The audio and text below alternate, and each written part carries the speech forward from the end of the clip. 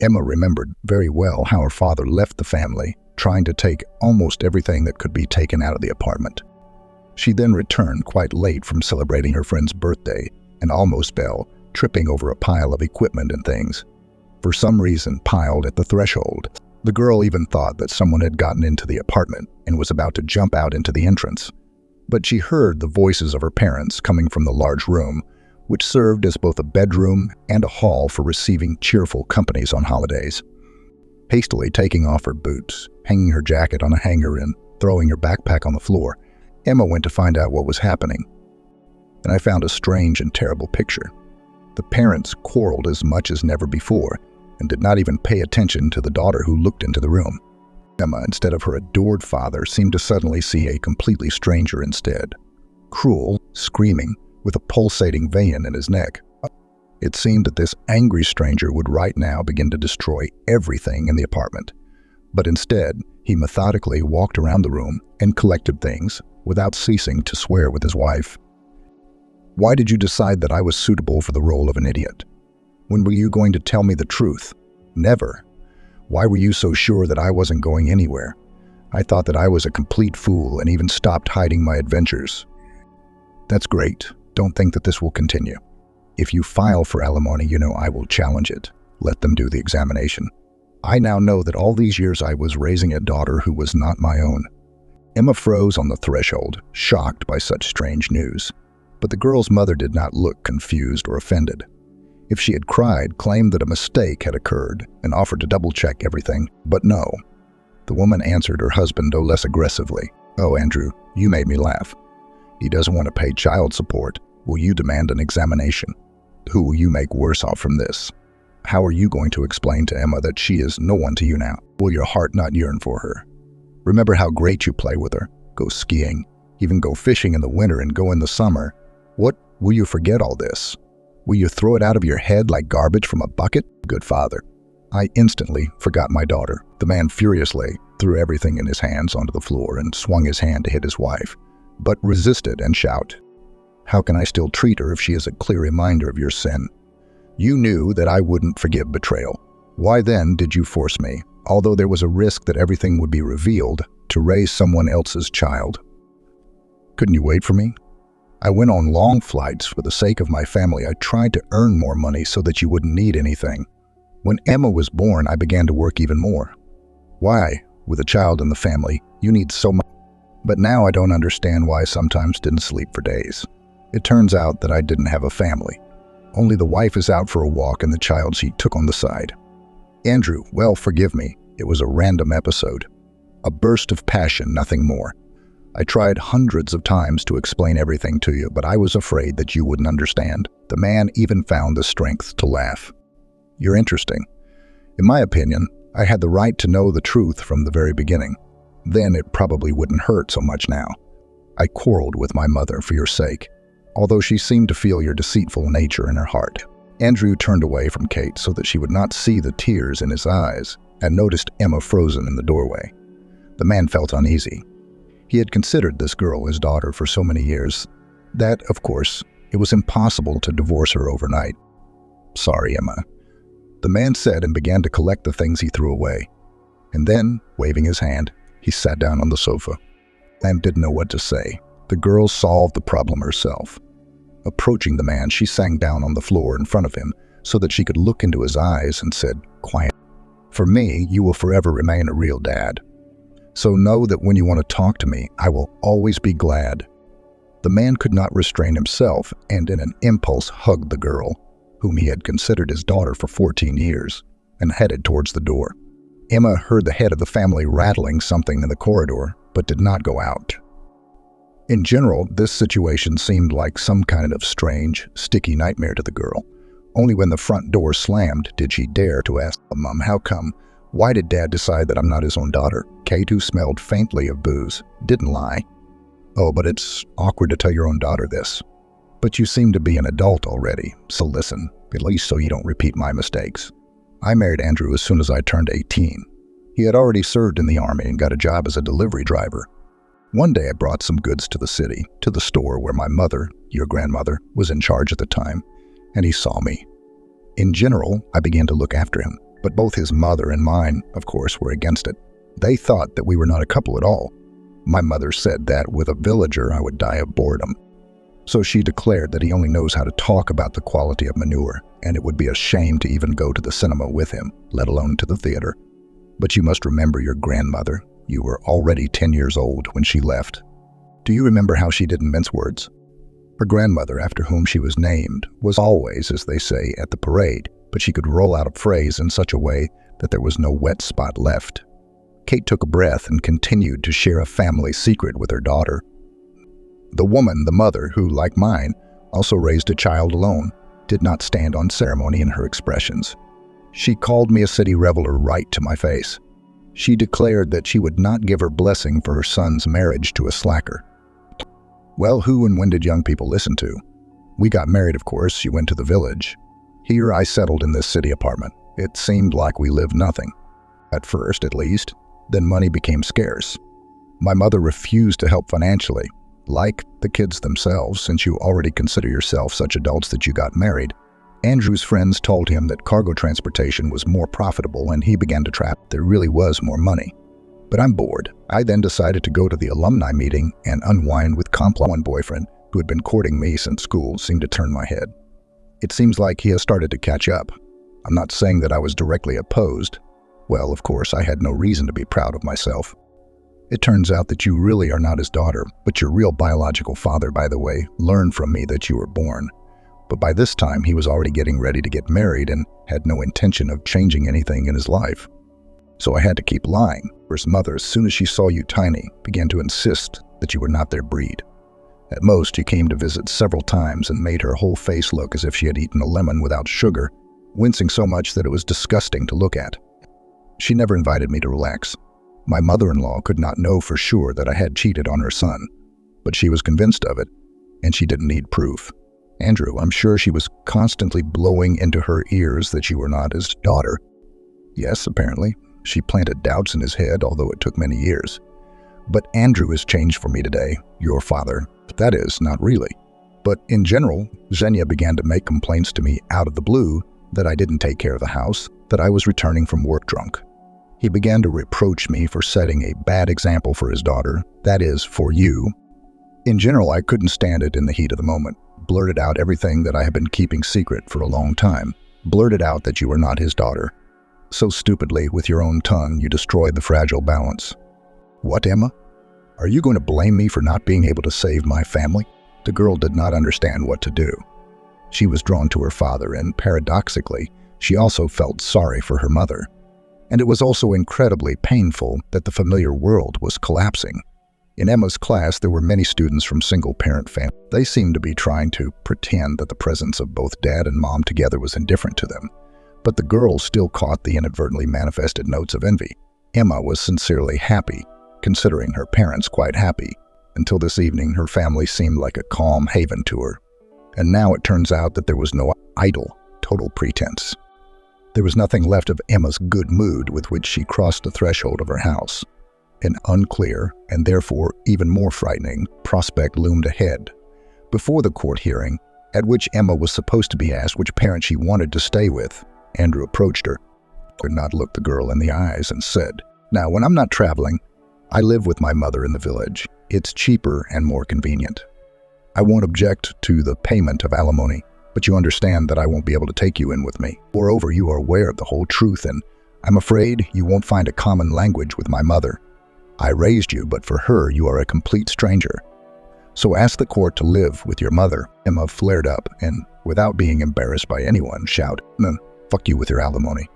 And a crazy grandmother, whom I don't even remember where to go. I don't need anything from you, I'll get by." Kate, who was talking about something a little further away with an acquaintance she had met by chance, jumped up to her daughter and almost ex-husband and took the enraged Emma away from Andrew. The girl, sobbing, asked, then was live without his help. I don't want to see him anymore, since he decided to eliminate me from his life. A divorce procedure for Kate and Andrew did not take much time. The court made all the required rulings, and the former spouses began a new stage in their lives. It seems that there were no major changes in the routine because the head of the family was not at home for a long time, but the situation became somewhat nervous. Kate, like many women, after the fateful changes, got a new haircut and began to pay special attention to her appearance. Of course, Emma wanted her mother to be happy.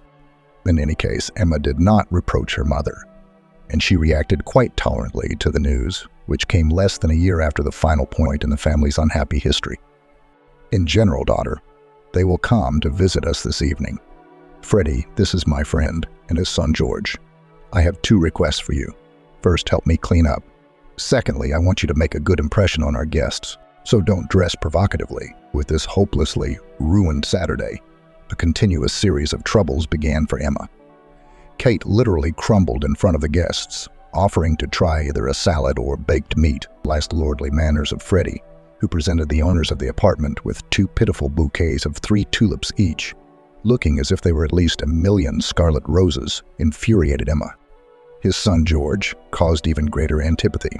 He was only a year older than Emma and with some pride told everyone present that he did not intend to waste time studying at school, and after finishing the 9th grade he would apply to college. Freddie nodded contentedly, listening to his son and Kate, who always told her daughter that she should definitely get a higher education, also approved of this decision, but at the same time asked worriedly, "Well done, George. But probably in college there is no deferment from the army. I grin, so I don't need her. I have chronic flat feet, I'm like my dad." In the middle of the evening, Freddie proposed, and Emma was offended that her mother did not even consult her, but immediately agreed. Probably, it would have been easier for Emma to accept the next changes if her mother and Freddie had not decided to settle in the bride's spacious apartment and rent out the groom's home. When the guests, to the girls' relief, left, Emma, clearing the table, asked her, "Why did your fiancé and son decide to live with us if they have their own apartment?" "This is my joy to make room for the sake of strangers." "Nice. No one will crowd you. We will accommodate George in the walk-through room. Your nursery will remain yours, and my room will remain mine." Emma tried to explain her point of view. It still turns out to be some kind of hostel. In my opinion, this is wrong. I can't even walk in my own house without clothes in the heat. Pleasure is below par. If you are interested in my opinion, it would be ideal if this Freddie of yours invited you to live with him, and I can handle the housework here without any problems. Kate was adamant, and then confessed, "We will need money soon, so you will have to rent out the apartment." Emma understood that her mother was still quite a young 34-year-old woman, and this scenario was quite predictable.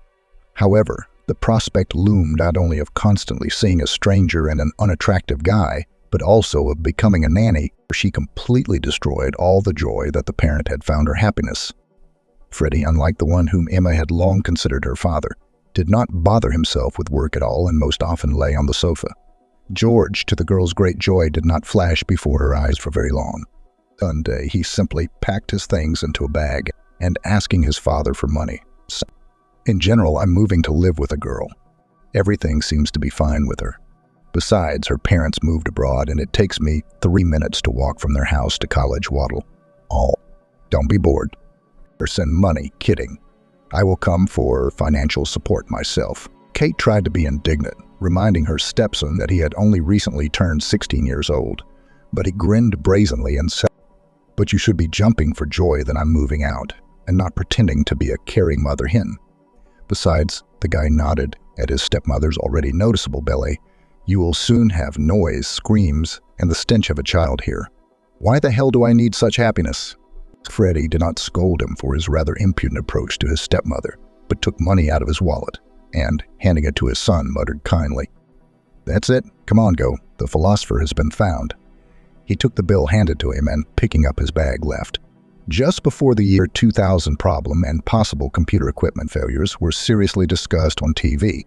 Emma had a half-sister, and so New Year's Eve spent with friends became practically the last island of calm in the period after my parents' divorce. Emma had fun, sang songs, and desperately hoped that the gloomy forebodings would not come true. However, everything turned out even worse than one might have expected. More than 3 years from the moment the mother brought the bundle with her youngest daughter from the maternity hospital, her eldest got the worst of it. It was Emma who most often changed her sister's diapers, threw them in the laundry, hung up the laundry, and so on in an endless circle. Freddie laughed from the sofa, looking at his stepdaughter and turning to his wife. "Kate, you're great. You made a fuss about giving birth when you were young. First, she got a nanny, and then a cradle. Even preparing for exams was not considered a valid reason for not doing some homework. Only once, when Emma's temperature rose above 39 degrees, was she mercifully allowed to undergo treatment. Ira now sided with Freddie in all with her tacit consent. The stepson could take something he liked from Emma's house or ask Emma for a sum of money, even without a promise to give it back. And there was no question of Emma buying anything for herself without her own money. The mother-in-law generally treated the girl like an empty place or a servant. And when visiting, she never brought the girl a single apple. Although, despite the fact that he lived separately, she carried early fruits and sweets in bags to her adult grandson and her own granddaughter. Freddie then picked up the gifts intended for George and took them to his girlfriend's apartment. Simple-minded Anne, who from infancy saw Emma next to her much more often than her mother, treated her sister with the gifts she had received, but the girl didn't have the conscience to eat the child. In such conditions, Emma considered entering a pedagogical school on a budget to be a real miracle and made every effort not to be expelled from there. However, this became increasingly difficult. Another morning in the family began with a scandal. Mom shouted that it was time to get up and take her daughter to kindergarten. The girl resisted sluggishly. "Mom, but I can't do it today. I don't have the strength." Ask Freddie to take his own daughter, by the way, at least once.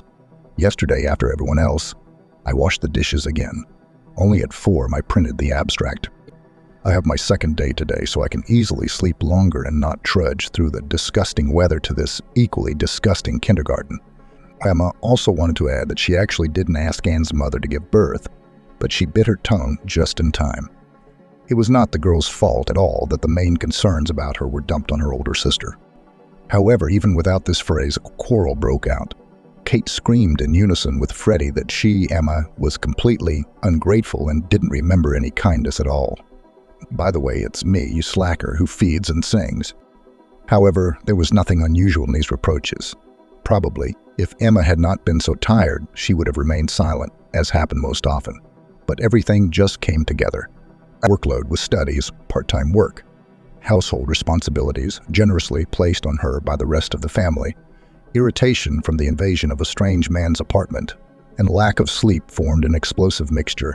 The girl fell asleep from fatigue as she was in her home sports suit, jumped up sharply, and, standing in front of her stepfather, began to reprimand him for everything that had accumulated.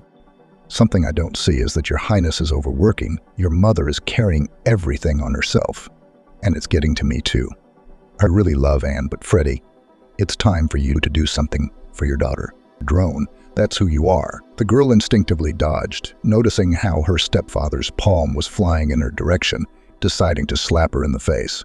Walking past her mother and running out of the room, Emma found George in the corridor. The guy was just taking off his shoes and muttered in greeting, "Let me eat it. I haven't eaten since yesterday's lunch. She started a scandal with me out of the blue and didn't even let me go home.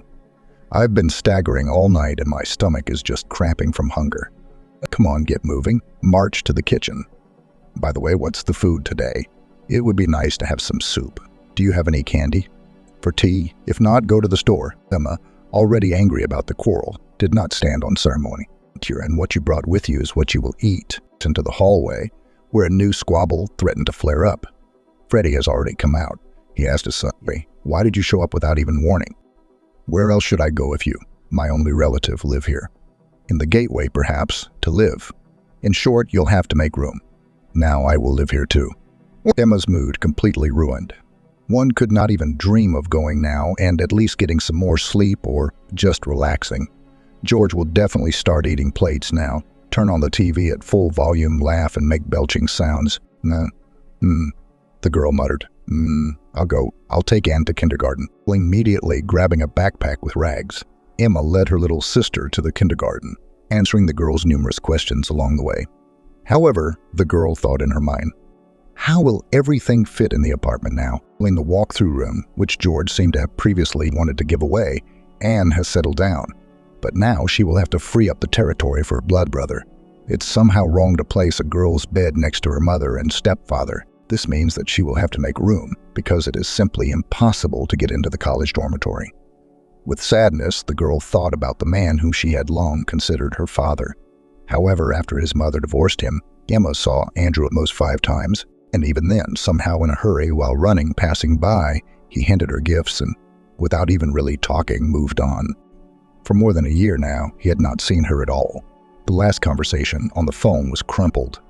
As the girl understood, Andrew was trying to cope with a personal tragedy, loading himself with work beyond measure. Attempts to call him were unsuccessful, but there were no replies to the SMS sent. Probably if Mom had kept quiet about the secret of her birth, everything would still be fine with them. Now the girl has to suffer for her mother's old sin. As expected, in the evening the furniture was rearranged in the apartment, and with Anne's bed there was even less free space in the already small girl's room, but there was no other choice. The girl flatly refused to be accommodated in the walk-through room, which prompted a contemptuous remark from George. "Oh, you'd think someone would look at you." However, the guy was clearly lying. Emma noticed that he did not miss the opportunity to look at her unhindered. Since George moved into the apartment, the situation has gotten even worse. When no one was looking, the guy made obscene proposals to his stepsister, although he later reduced them to jokes. He hit the girl with slashes and slaps in the area below her back and laughed impudently in her face, noticing the fear in Emma's eyes. The girl repeatedly complained to her mother, who promised to deal with her stepson. But the conversation did not have any positive effect. George didn't care about Kate at all, and, rolling his eyes, imagined the whole situation in such a way that it was not he, but Emma, who was pestering him. Freddie, who was advised by his stepdaughter to reason with his son, began to defend him. "And you turn your sirloin smaller in front of George, also for me, depicting holy innocence. There is generally no place to test on modern girls." Emma realized that there would be no help from her mother, much less from her arrogant husband. Sometimes George went somewhere for several days. Only then did Emma sigh relatively calmly. One summer morning, Anne was taken to kindergarten by her mother, who needed to leave the house early so her eldest daughter could sleep a little longer, gaining strength before the last exam. However, Emma was in vain to rejoice at such luck, because while she was taking a shower, George opened the door to the bathroom in the most unceremonious manner, tearing out the latch on one side. Smirking, George said to his stepsister, hiding behind a translucent curtain, "Bae, move over. Or should we start with me rubbing your back?" Grabbing the first bottle she came across from the shelf, the girl threw it at the impudent man. It's unlikely that this could have scared him off, but someone rang the doorbell of the apartment demandingly. George muttered that he had been interrupted at the most interesting point and trudged off to see who had come. Emma hurriedly put on her robe and ran into the room to get dressed, but the strength of the door did not inspire confidence in the girl. And quickly getting dressed, she took pepper spray out of her backpack, deciding to use it without any warning if George got in her way. Without even drying her hair, she began to make her way to the exit. And fortunately, she did not meet her stepbrother. Judging by the sound of the water, he was in the bathroom when the girl was furious. She was running out of patience. Of course, she could change the protection to a stronger one, but she understood that this would not solve the main problem. She is defenseless in front of George, who does whatever he pleases. The girl did not intend to become a victim, so she planned a serious conversation for the evening. Having passed the last difficult exam scheduled for that day, even better than could have been expected after the stress experienced in the morning, and thus closing the summer session, Emma was glad that at least this problem was behind her. As agreed, the girl followed her sister into the kindergarten, and on the way home, she was thinking about how to start a conversation with all the inhabitants of the apartment. The girl didn't want her little sister to witness the scandal, but she could be sent to the nursery to watch cartoons. What child would refuse? Meanwhile, she will put before everyone the main question that George living in the apartment is in no way acceptable. After Anne rushed off to the nursery, Emma asked to stay in the kitchen for Freddie, who was about to go to Emma's favorite sofa in front of the... George clearly did not expect that Emma would dare to talk about his morning prank and immediately began to make excuses. "I didn't know that the bathroom was occupied." It was obvious that he was lying, and the girl blushed with indignation. "Oh, what a dunno. Didn't the fact that the water was on and the bathroom door was closed from the inside tell you anything? Why are you lying?" The girl sighed in order to calm down at least a little, keep an even tone of voice and not scare Anne with her, and she continued, "In general, George, I can't stay under the same roof with you. Nothing good will come of it. With Mom and Freddie, you still somehow play the role of a simpleton. But as soon as you and I are alone, how do you behave?" It was noticeable that George was nervous. but was trying to find an excuse. How serious you are. I just wanted to joke. Just think, beauty. Do you even look at yourself in the mirror? I won't have any reaction to your appearance. A liter of wine won't be enough to make you want to look at you. Emma was not affected by her stepbrother's ridicule, and she gave her mother an ultimatum.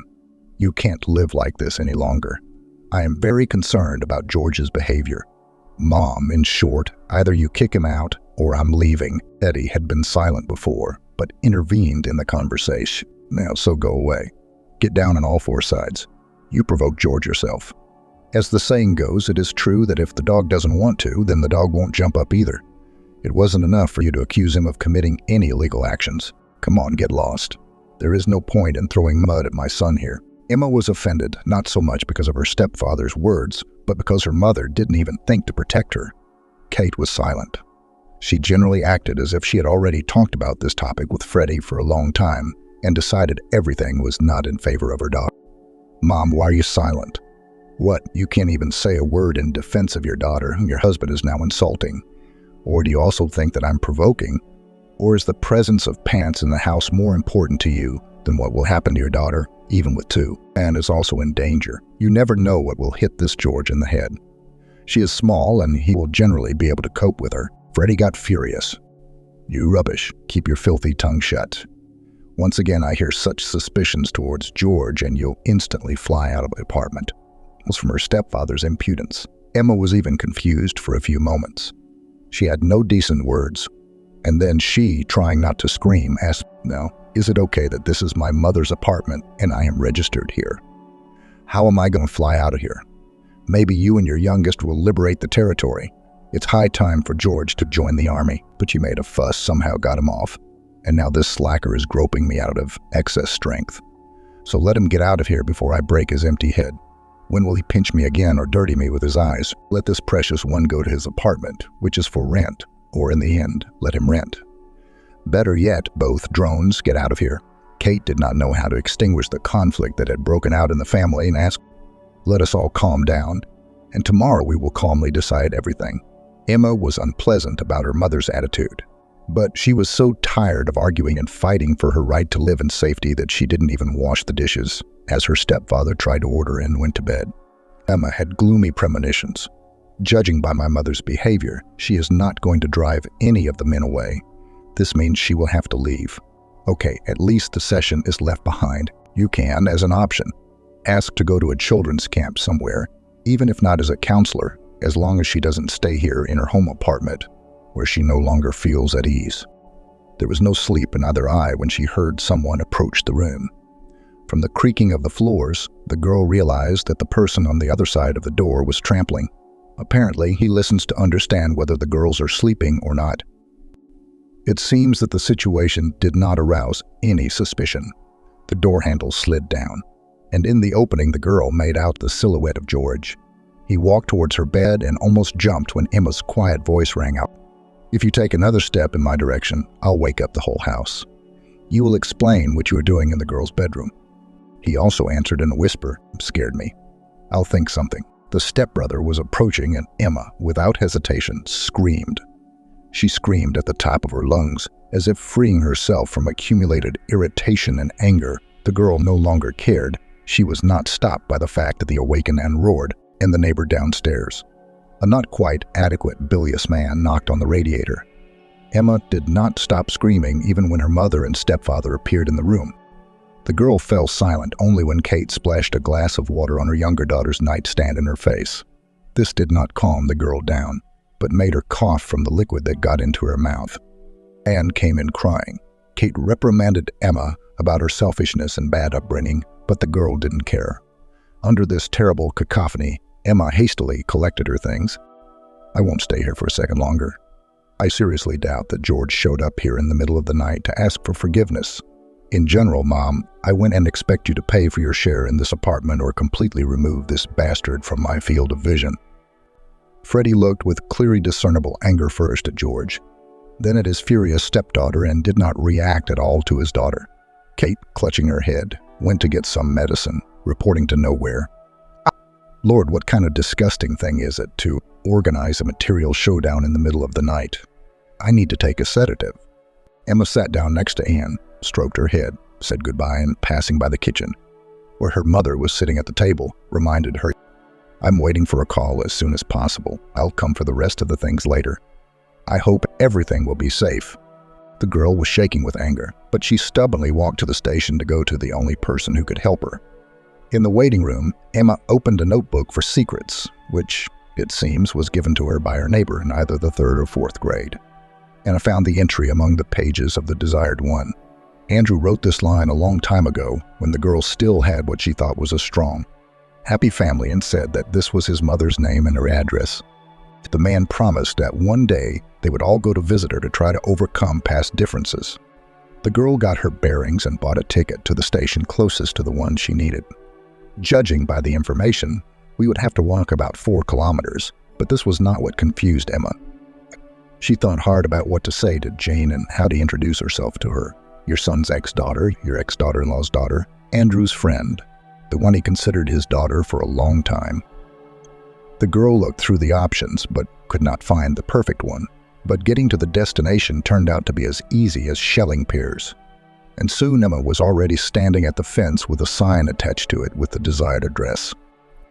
The girl did not dare introduce herself to the woman in a tracksuit who was clearing the front garden of weeds. And apparently it was Jane. I just asked, "Hello, can I see Andrew?" The girl did not even imagine that completely harmless phrases could produce such an effect. The woman threw herself on the ground and began to howl like a wounded animal. Emma hesitated only for a few seconds, and then, throwing her things, opened the gate and ran up to the woman. "Jane, get up. How can I help you?" The crying woman did not immediately begin to calm down, and only after a few minutes, Emma was able to lift her from the ground and bring her to a bench under a tree.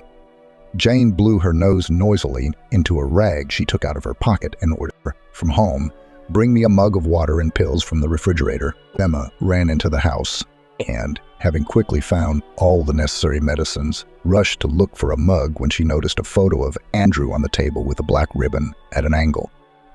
The girl felt sad to the point of tears. She sniffled. Andrew was the only person whom the girl considered a father. And although due to Kate's fault, the relationship between the imaginary relatives was destroyed, Emma still missed him. She now understood what caused such a violent reaction from Jane and was completely at a loss how to explain who she was and why she had come, so as not to torment the heart of the poor woman who had lost her son even more. But if it weren't for the girl bringing Jane pills and water, and when she took the medicine, she asked, "Maybe we should call the doctors." Jane Ivana shook her head and then wiped her eyes from tears and began to study the uninvited guest. The look in her eyes suddenly became prickly and angry. The woman painfully poked Emma in the stomach and began to accuse, "It's your fault that you and your mother are walking. They killed my son. Do you live happily ever after? Oh, you're a reptile. You weren't even embarrassed to come here to see me. Yes, if it weren't for your demon mother, you wouldn't have fooled my son. Now I know for sure he would be living with some worthy woman. I immediately told him, as soon as I saw you, a newborn, that Kate is rubbish and is someone else's child and is trying to tie him to herself. Didn't listen. And this is the result. He crashed his car, and it was as if he had never existed in the world.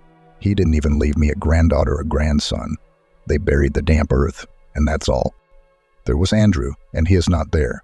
Only the grave remains. Get out of my yard no matter what you came for. My eyes wouldn't see you." Flex of the woman, breathing heavily, rose from the bench and began to advance on the guest, showering her with choice abuse. Emma muttered an apology that Jane didn't seem to even hear and ran out of the yard, picking up her things thrown by the fence. The girl decided to visit Andrew's last shelter. Still, she could not perceive him as a stranger. She saw where the cemetery was when she walked to the house, and it was not difficult to find the grave of the son of such a hostess who was so angry with her. So a simple cross with a photograph and a plaque with 2 dates. That's all that's left of Andrew. Emma, as if all restrictions had been removed from her, began to tell everything that tormented her in front of the grave. Tears flowed down her cheeks, and she kept complaining. "Daddy, I don't know what to do at all. I need to look for housing because my heart feels that my mother is not going to exchange the apartment. I don't want to huddle there with these people. Anne is just a pit, but not only can I help her, I can't help myself either." Of course, Emma did not expect that inspiration would descend on her in the graveyard, and she would understand how to act further. But after talking out loud about my misadventures and sobbing, blissful emptiness set in. Having said goodbye, Emma came in from the side and, holding out her hand, stroked the photo of Andrew. Goodbye. And don't be offended if I can't come for a long time. Emma wandered back. There were logs piled up near a fence near some house, and the girl decided to find out if there was any live and work in the town next to the village. She took out her phone and became despondent. The smart device, the first assistant of a modern person, was completely discharged. Even without this trouble, my nerves were on edge. And although Emma thought she had no more tears left, she burst into tears again. The girl did not notice anything around, not even the buzzing of mosquitoes, trying to sting unprotected parts of the body. Emma almost jumped when a mocking male voice was heard above her head. "Girl, have you decided to build a pond here? But this is no good. We specially stacked the logs here for wiretapping, but here you are silent about them. Get up and come with me." Emma raised her head, wiped away her tears, and looked at a handsome man of about 25 years old standing in front of her. The stranger extended his hand to her. Well, what kind of tragedy happened? Emma did not share the details with the man and blamed her tears on her dead phone. "If you have a charger, then this is not a problem. My house is behind you. There will be a free socket. Let's go too." The man extended his hand to the girl, but Emma did not dare trust the stranger. "Ted." A woman walking down the street shouted, "Who is sitting under our fence?" The man smiled at Emma and said, "Ted is me, and this is my mother coming." Judging by the bags, the evening bus arrived and the driver and sister gave us gifts. I'll meet my mother, but don't go anywhere. We'll solve the problem with your phone." Emma had nowhere to go. Without the information support of her smartphone, she felt too insecure and suddenly afraid that she might have forgotten the charger during her hasty preparations. The girl opened her bag and began to look for it. To my great joy, I had it with me. Emma exhaled. Now all that remains is to find a place with an outlet. She could try a local store, but she had no idea what hours they were open until Richard, having taken the bags from his mother, walked first and, hugging the girl, asked, "Well now, aren't you afraid to go into the house? We won't be alone." Emma replied, "Oh, I'm not afraid, but it's probably not very convenient." "Come on. What's your name, by the way? Otherwise, my mother won't understand that I'm taking an unfamiliar girl into the house so easily." "Emma, now, it's very nice. Take your things and follow me. You will meet your mother at the house. Otherwise, I see that you have already been bitten by mosquitoes." Richard put his bags on the floor in the kitchen and started charging his phone. "But it seems to be blinking. Now you have to wait a little, and then you can turn it on and use it." "Thank you." Emma began to thank, but didn't have time to finish. The mistress of the house appeared in the kitchen, breathing noisily. Looking carefully at the guest, she rested her hands on her wide sides and asked her, "Ted, is this girl not one of ours? Explain who this is. Did you meet at our house or what?" "Great, Mom, this is Emma." "Emma, this is my mother, Mary." The woman frowned. "Great, I needed to see Andrew." Emma paused to control her emotions and continued, "Unfortunately, Mary turned to Ted. This is not my own daughter. She complained at the bus stop. She says she came, gave me a heart attack and left somewhere, but it couldn't resist making an ironic remark. No, if my aunt had a heart attack, well, would she not go to the first aid station but go to the bus stop? Are there any alternative methods of treatment practiced there?" Mary, as if not noticing the guest, answered her son. "Oh, Ted, you just need to be sarcastic. She wanted to pull this girl by her hair. She said that she regretted that she didn't give her mother a kick in the ass. When Andrew brought her to the house to meet her, the mother immediately guessed that her son would be unhappy with this. That's how it happened. But do you remember what kind of city he returned from a few years ago? They put it in a coffin, honestly. The women said that he brought almost nothing with him. He left everything to his wife and not his own daughter. They say that Kate cheated on him even in marriage. Bless you." Man winced. "Mom, you know that I try not to listen to gossip." Mary waved her hand and turned to the girl to satisfy her Emma experience. "Where have you been?" "She sat here under our fence the whole time." "Why didn't you go straight to the station?" Emma replied. "I went to the churchyard. You may not believe it, but I really feel sorry for Dad. I never knew another father. It was he who wiped my tears.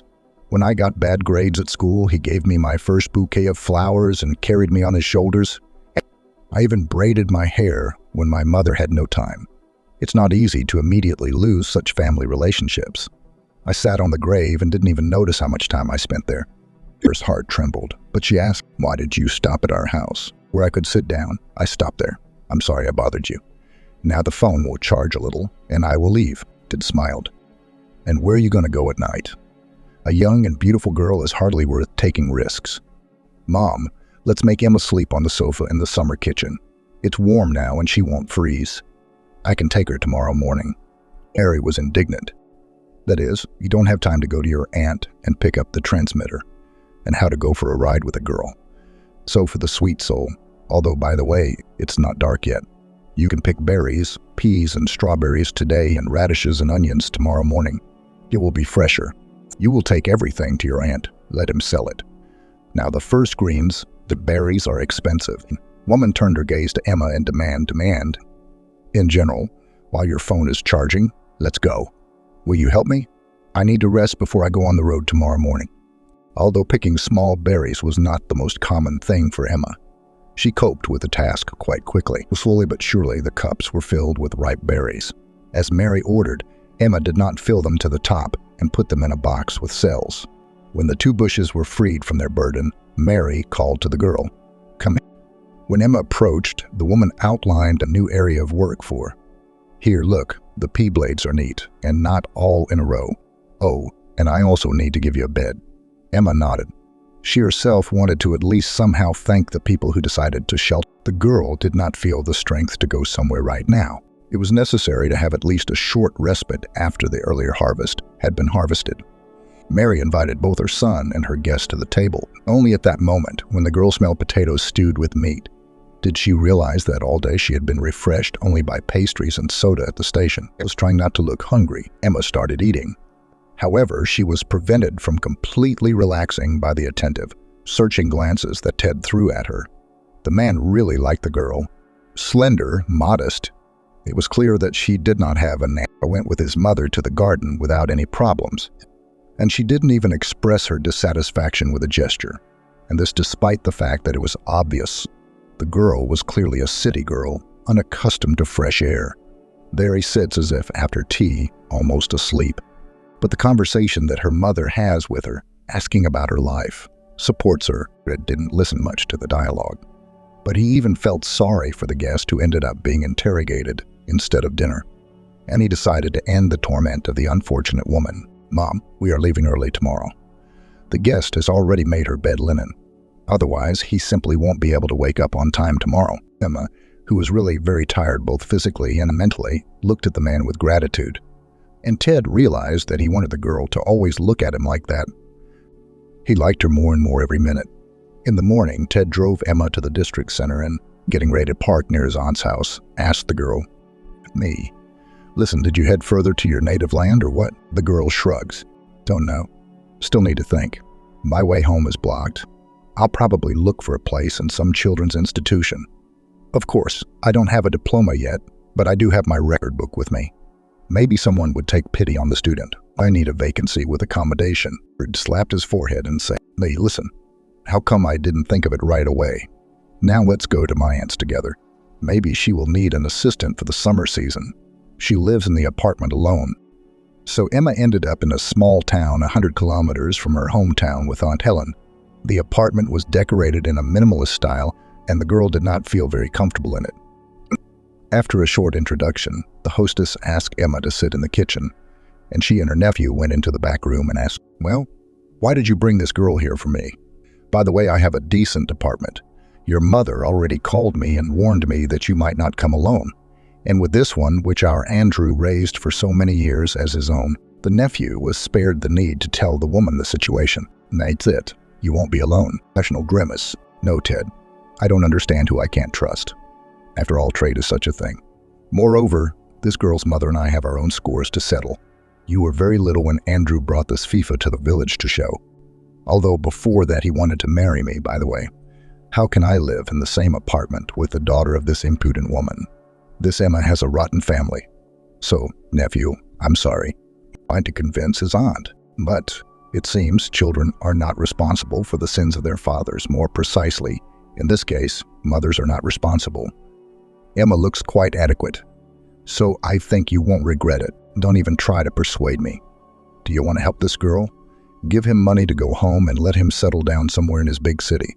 There are also higher salaries." But the hostess and her nephew entered the kitchen, and Helen said bluntly, "I'm sorry, but I have my own personal life, and your presence would be out of place. And I don't need helpers. As they say, I can handle everything myself." However, Ted did not want to part with the beautiful Emma, and he feverishly thought about how to get her phone number. Much to the man's surprise, the girl was not upset at all, but was even happy. "It's very good that it's not necessary.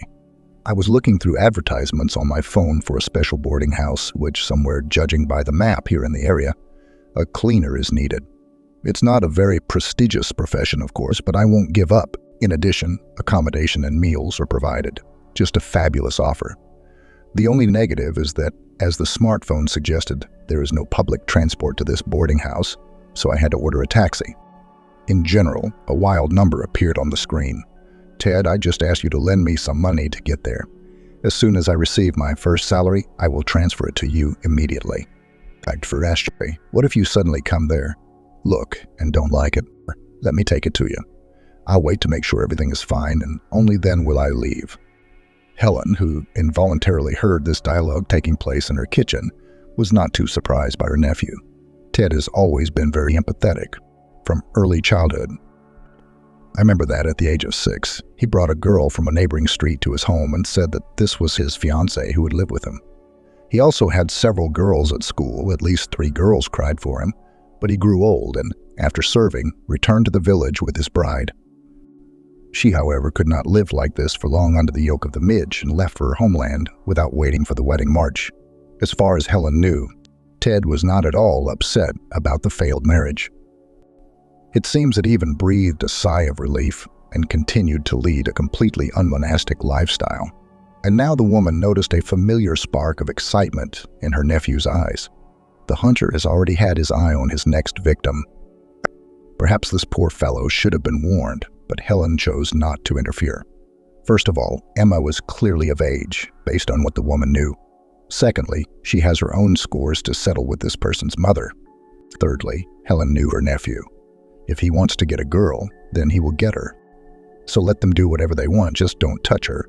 Ted gallantly opened the car door for Emma, and Helen, watching the couple from the window, realized that the naive-looking young lady would have practically no chance to resist. The woman's instincts and experience did not disappoint. Richard really managed to win Emma over, although, of course, he had to try. Basically, the thoughts of the girl, who was hired for seasonal work in a boarding house, were occupied with the problem of housing. Emma called her mother to find out how she was going to solve the pressing housing issue, but Kate asked to give her more time. Almost every time she answered the same thing. "Daughter, it's not that simple. We only have a 2-room apartment in a residential area of the city and not a mansion on the main street. If you arrange an exchange for 2 apartments, then nothing good will come of it." "Mom, why did you decide to change our apartment? Think about the fact that this is your marriage home. If you decide to exchange it and then buy another apartment, then your hubby will be able to claim part of it if something happens. It seems to me that the easiest way is to move George into the apartment that his father rents out." From the silence that hung on the phone for a few seconds, Emma guessed that there was some problem that she didn't know about and asked directly, "Mother, just answer me, honestly, what's wrong with your Freddie's apartment? Does he even have one, or has he been lying to you all these years?" Her Dante sighed and admitted, Freddie had an apartment, but he had to urgently sell it in order to save George from prison. It turned out that Helga threw him out of her home and life for a reason. Freddie didn't tell me everything in detail, but the story could not have ended well for George. It's good that the injured party agreed not to contact the police, and the matter was settled peacefully. In general, this is the situation, daughter. Emma constantly tried to convey to her mother the idea that a person who had to buy freedom at the price of an apartment could be dangerous. "Mom, do you understand that you're putting yourself and Anne in danger? Obviously, this George didn't pick flowers from a flower bed or took change from other people's pockets. It turns out he committed a rather serious crime, and Daddy worked hard. Instead of allowing his son to go where he belonged, he sold the apartment and paid off fair retribution. Well, okay, Freddie is not afraid of his offspring, but why do you allow George to be with you, Anne, under the same roof? Let him work, rent an apartment for himself, preferably further away. Emma was not so much tired from the work, which, to be honest, was a lot, but from the constant persuasion. She couldn't convince her mother to change her mind and push her to block George's access to the apartment. The only outlet for the girl was communication with Dima.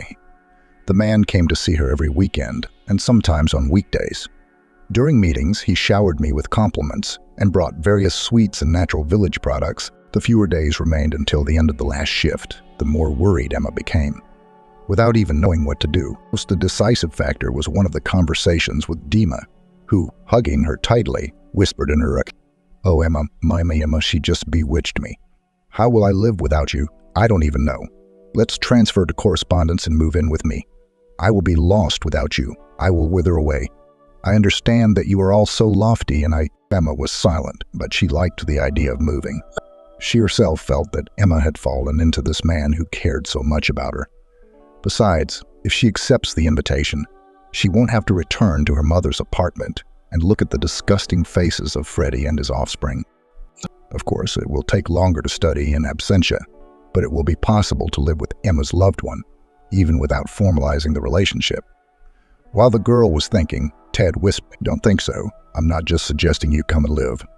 I understand that this is probably important to you. Just a little before the wedding happens, you will come to me. That's all."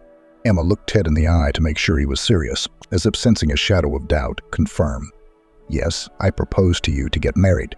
You usually have to wait a month from the moment you submit your application until it is signed.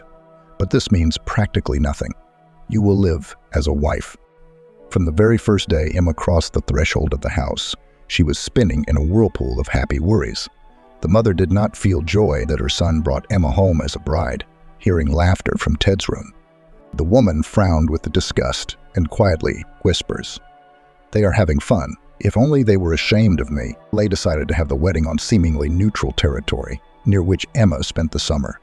The bride, who already knew that she had become pregnant by Emma Ted, did not want a large celebration and was glad that her future mother-in-law supported her. Oh, but now it's no longer fashionable to gather the whole village. Yes, and that's correct. The money that would be wasted on food and drink would be better spent on something useful. The car needs to be replaced, the roof needs to be patched. And you should buy a bed that's not so squeaky, Mary couldn't resist mocking. As a result, Emma invited only her mother and Anne to sit in a modest cafe. Under no circumstances did she want to see Freddie and George at the table on a holiday. From the groom's side, only his mother came. Aunt Helen flatly refused to participate in the celebration. Both Ted, privy to the long history with Andrew, and the bride's mother understood why. Anne sat on her lap for almost the entire lunch. When, after modest gatherings, the bride's relatives and the newlyweds and their mother had to go in different directions, the girl even cried. Emma also began to cry. In general, she had difficulty controlling her emotions and nerves. After a month of living there, the restless Mary's nerves were stretched to the limit. The woman literally did not allow me to lie down and rest. All she had for Emma was to work in the garden and greenhouse, roll up jars with the harvest, cook and clean the house. Everything had to be done by the bride. He, of course, helped as much as possible. But Mary, noticing, for example, her son peeling onions for preparation, almost cursed him out of the kitchen. "What did you come up with? Do women's work, go out and do men's?" If life was not sweet for the unfortunate young woman in her mother's apartment, then here in general she sometimes wanted to howl like a wolf. Mary stole almost everything.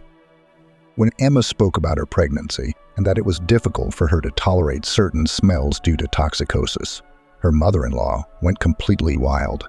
Left alone with her daughter-in-law, Mary began to raise the young woman. "Don't pretend in front of me. Why wasn't I pregnant?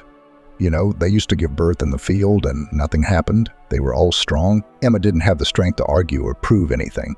She almost constantly wanted to sleep.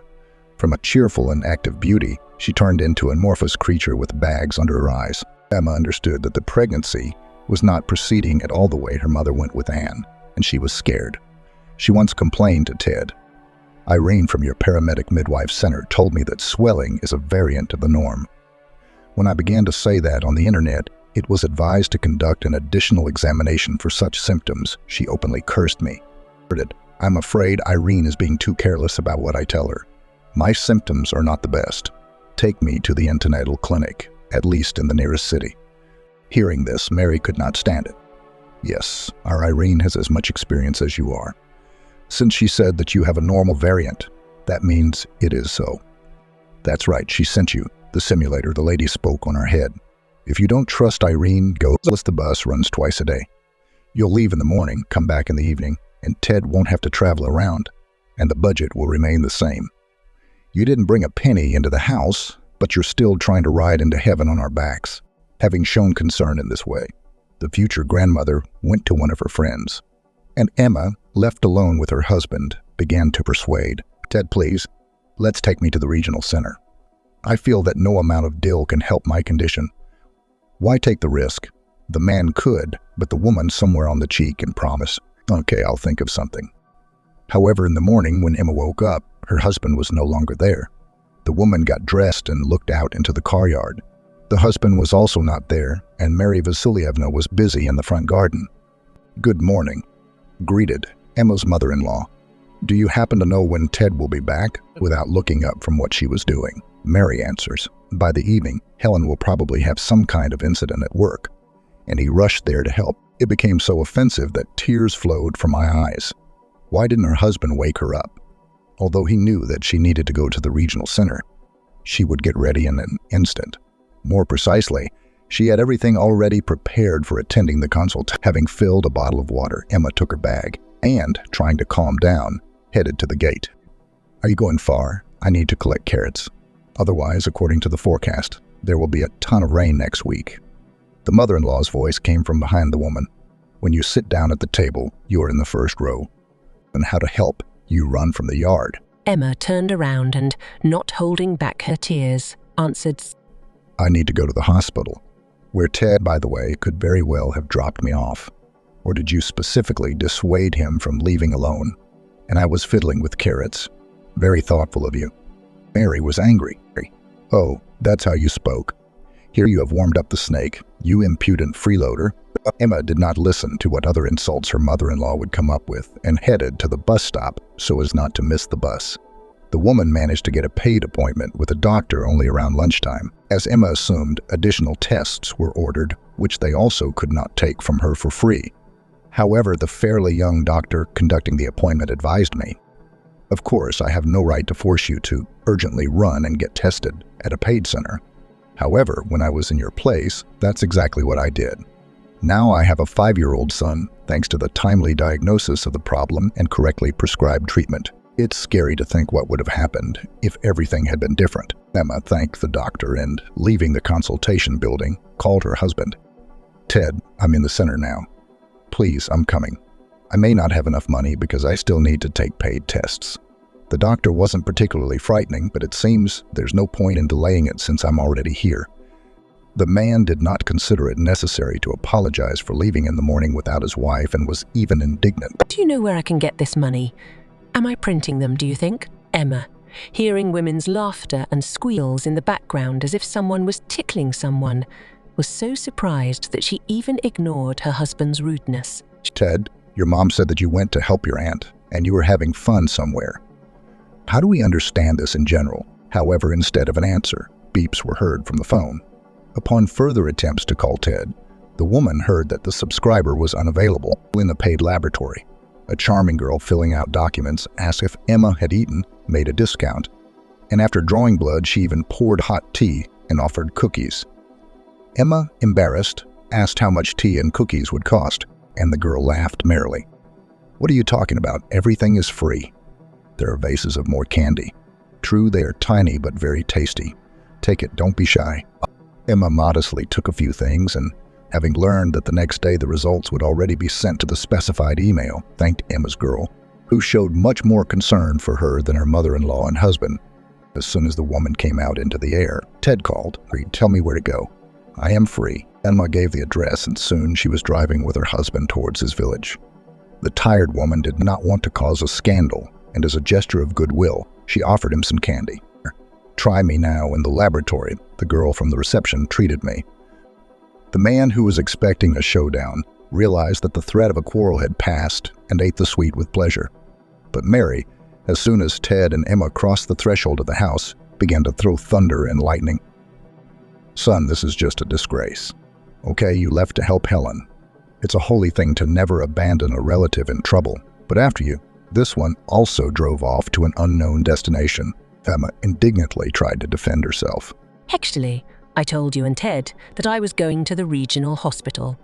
By the way, I care about your grandson's health.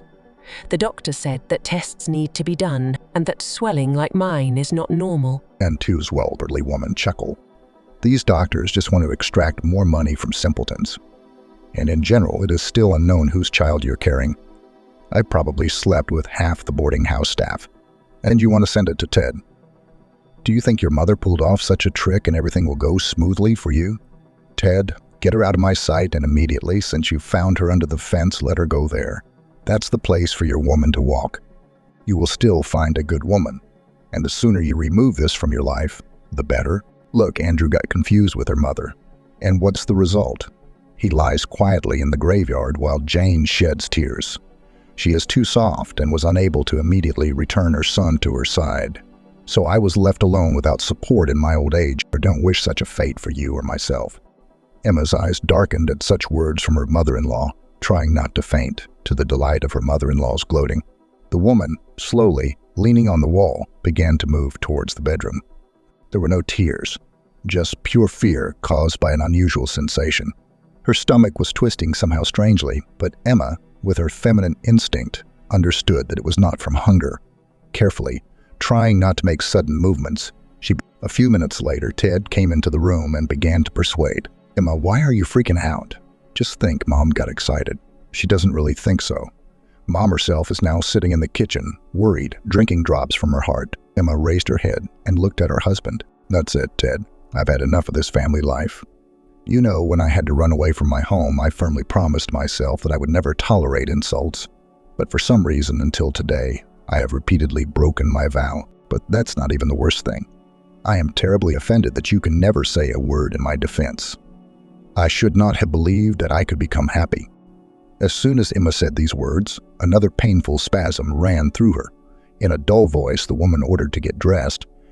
I feel bad, take me to the hospital. Mary, who, as it turned out, was not sitting in the kitchen but was eavesdropping on the couple's conversation, butted in. Why are you pushing my son around? He has just arrived and must take you somewhere again. I won't let you in. By God, I won't let you in. Emma, realizing that arguing with her mother-in-law could be fatal, was already dialing the emergency number to call an ambulance. The 45 minutes while the doctors were driving became the longest in the woman's life. Sometimes the pain would go away for a while, and then she would continue to pack her things. When my insides again curled into a tight spring, I moved to a computer chair, leaned back and tried, despite the desire to curl up sideways, to completely relax and breathe calmly and measuredly. Ted defied his mother and volunteered to accompany his wife to the hospital. Mary only managed to insist that her son ride not in his own car, but in an ambulance. Waking up after anesthesia, Emma felt terrible thirst and dizziness. Vision gradually became clearer, but the woman, looking around her life, saw empty beds in the corners like gray shadows. Emma blinked hard and, opening her eyes, noted with satisfaction they had disappeared.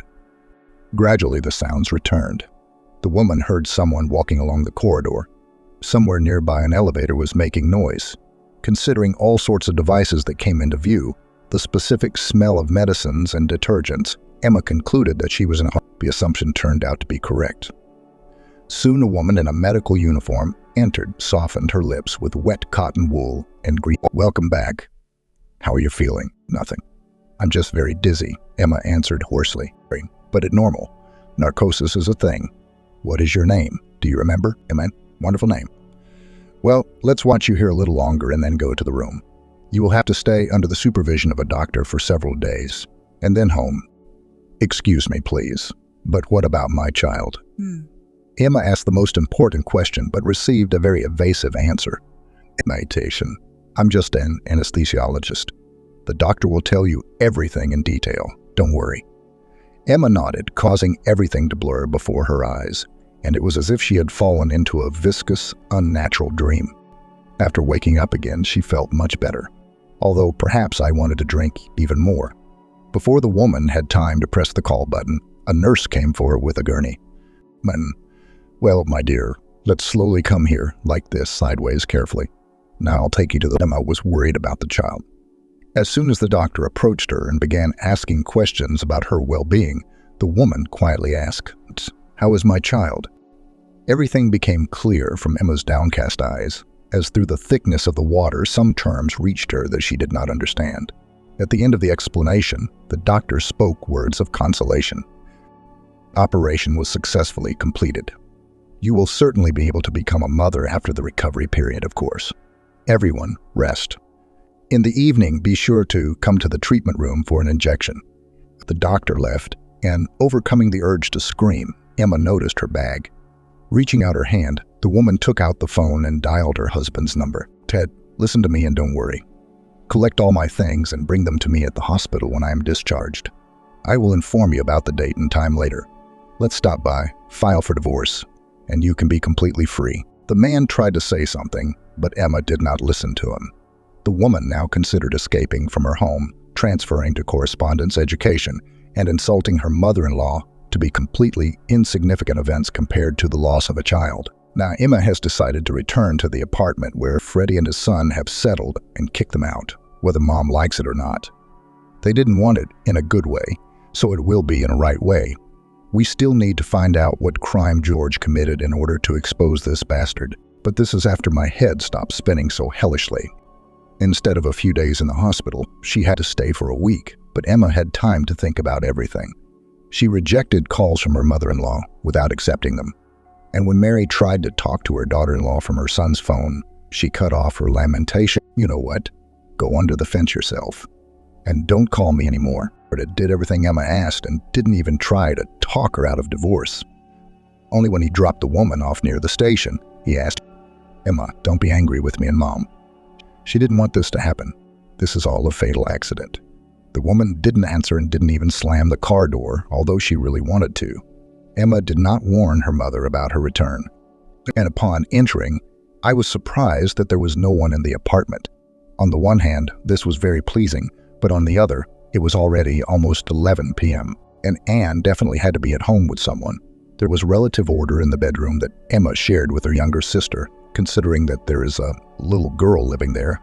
But in the other rooms, the woman noticed traces that looked like hasty preparations. Emma headed to the kitchen and automatically looked into the refrigerator. I was amazed that it was almost empty, so I put the kettle on. And then Mom and Anne entered the apartment. "Oh, daughter," Kate was delighted. "I'm so glad to see you." Anne grabbed her older sister by the legs and began to persuade her. "Don't leave anymore." Emma crouched down to hug the girl and began to calm her down. "Everything is fine. I won't go anywhere else." Later, when Emma read a book to her sister and the girl fell asleep, Kate apologized to her daughter. "Forgive me for everything. I'm sorry. You turned out to be right. Freddie and George got into bad business. Now they are in prison." An old crime committed by George was also revealed. The two women sat in the kitchen for a long time, shedding tears into their tea. And then Emma suggested, "Mom, let's sell this apartment and move somewhere far away. There are too many unpleasant memories here." Kate agreed. Soon, the mother and two daughters settled in a city 300 kilometers from their homeland. Emma transferred to a local university. I also met a nice single neighbor at the entrance. She no longer believed in the lightning-fast Emma and agreed to marry Pablo only a few years later. Kate, who, having married Freddie, ruined the lives of many close people, completely devoted herself to caring for Milana and the twins born to Emma and her husband. "Why don't you ever let me go anywhere? All my girlfriends talk about what a great club this is, and I have never gone there with them," emotionally said a young girl, Catherine, to her mother. "Well, Mom, please, how long will you keep me locked up?" "Catherine, first of all, don't you dare talk to me like that. And secondly, about this place is too much negative written in the news," calmly replied Mom. "And exams are coming up. You need to study, not go clubbing. I pay too much for your education, and I can't buy you a section 2. "Mom, I'm ready for the exams. I learned everything a long time ago. Please let me go with the girls. I'll be back before 11 o'clock, I promise." "No.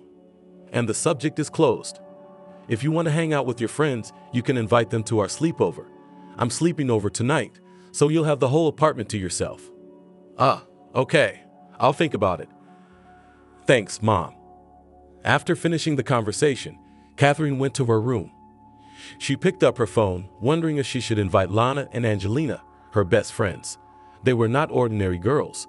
They were in the same class as Catherine. Their parents were big businessmen, so these girls knew their worth. How they became friends with the Katerina, a girl from an incomplete family who lives with one mother and special income is not distinguished, is a mystery. After spinning the device in her hands, Catherine decided to write to her friends in the group chat. "Hi girls, I cannot go with you to the club. Mom again turned on the mode of the boss, but I have a counteroffer. Come to my place tonight for a sleepover. Mom's on night shift. We can do whatever we want." Catherine hit the send button and waited impatiently for a reply. Much to her surprise, both girls quickly agreed to her proposal. They agreed to meet at 5 o'clock at the supermarket, buy some goodies, and drive together to Catherine's house. That's what they did, but Angelina and Lana had a slight change in their time together. "Pack up, let's go to the club," Lana told Catherine when they arrived from the store. "But I told you I can't. Mom is categorically against it," frightened Catherine replied. "Oh, Catherine, stop already, Pajinka, pretend. If you are so afraid of your mom, we could pretend that all night we're here." "Lana, I can't do that. If my mom finds out, I'm screwed. Then you stay here by yourself," Angelina intervened, "and we'll go meet the boys." But we agreed. Tried to object Catherine. "So much bought everything, and now you leave me." In the eyes of the girl treacherously glistened tears. "Okay, sorry," said Angelina, realizing that everything goes not quite as they planned with Lana. "We'll all stay here and miss each other." "Why bored?" objected Catherine. "We can watch movies or have our own party."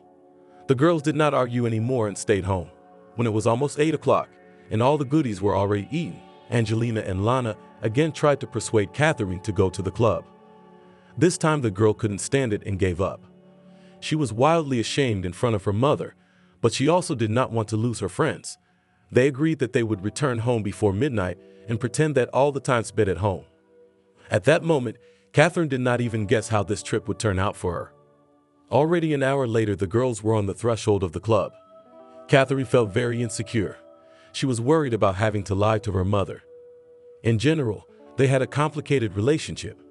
When Catherine was 7 years old, her father left the family and went to another woman. At first, he took part in his daughter's life, though not much. He took her on weekends for a walk, took her to the movies and cafes. But when his new family had a child, he began to see Catherine less and less often and eventually stopped appearing at all, and even called on holidays. He, of course, continued to pay alimony, but did it purely mechanically, not wanting to have problems with the law.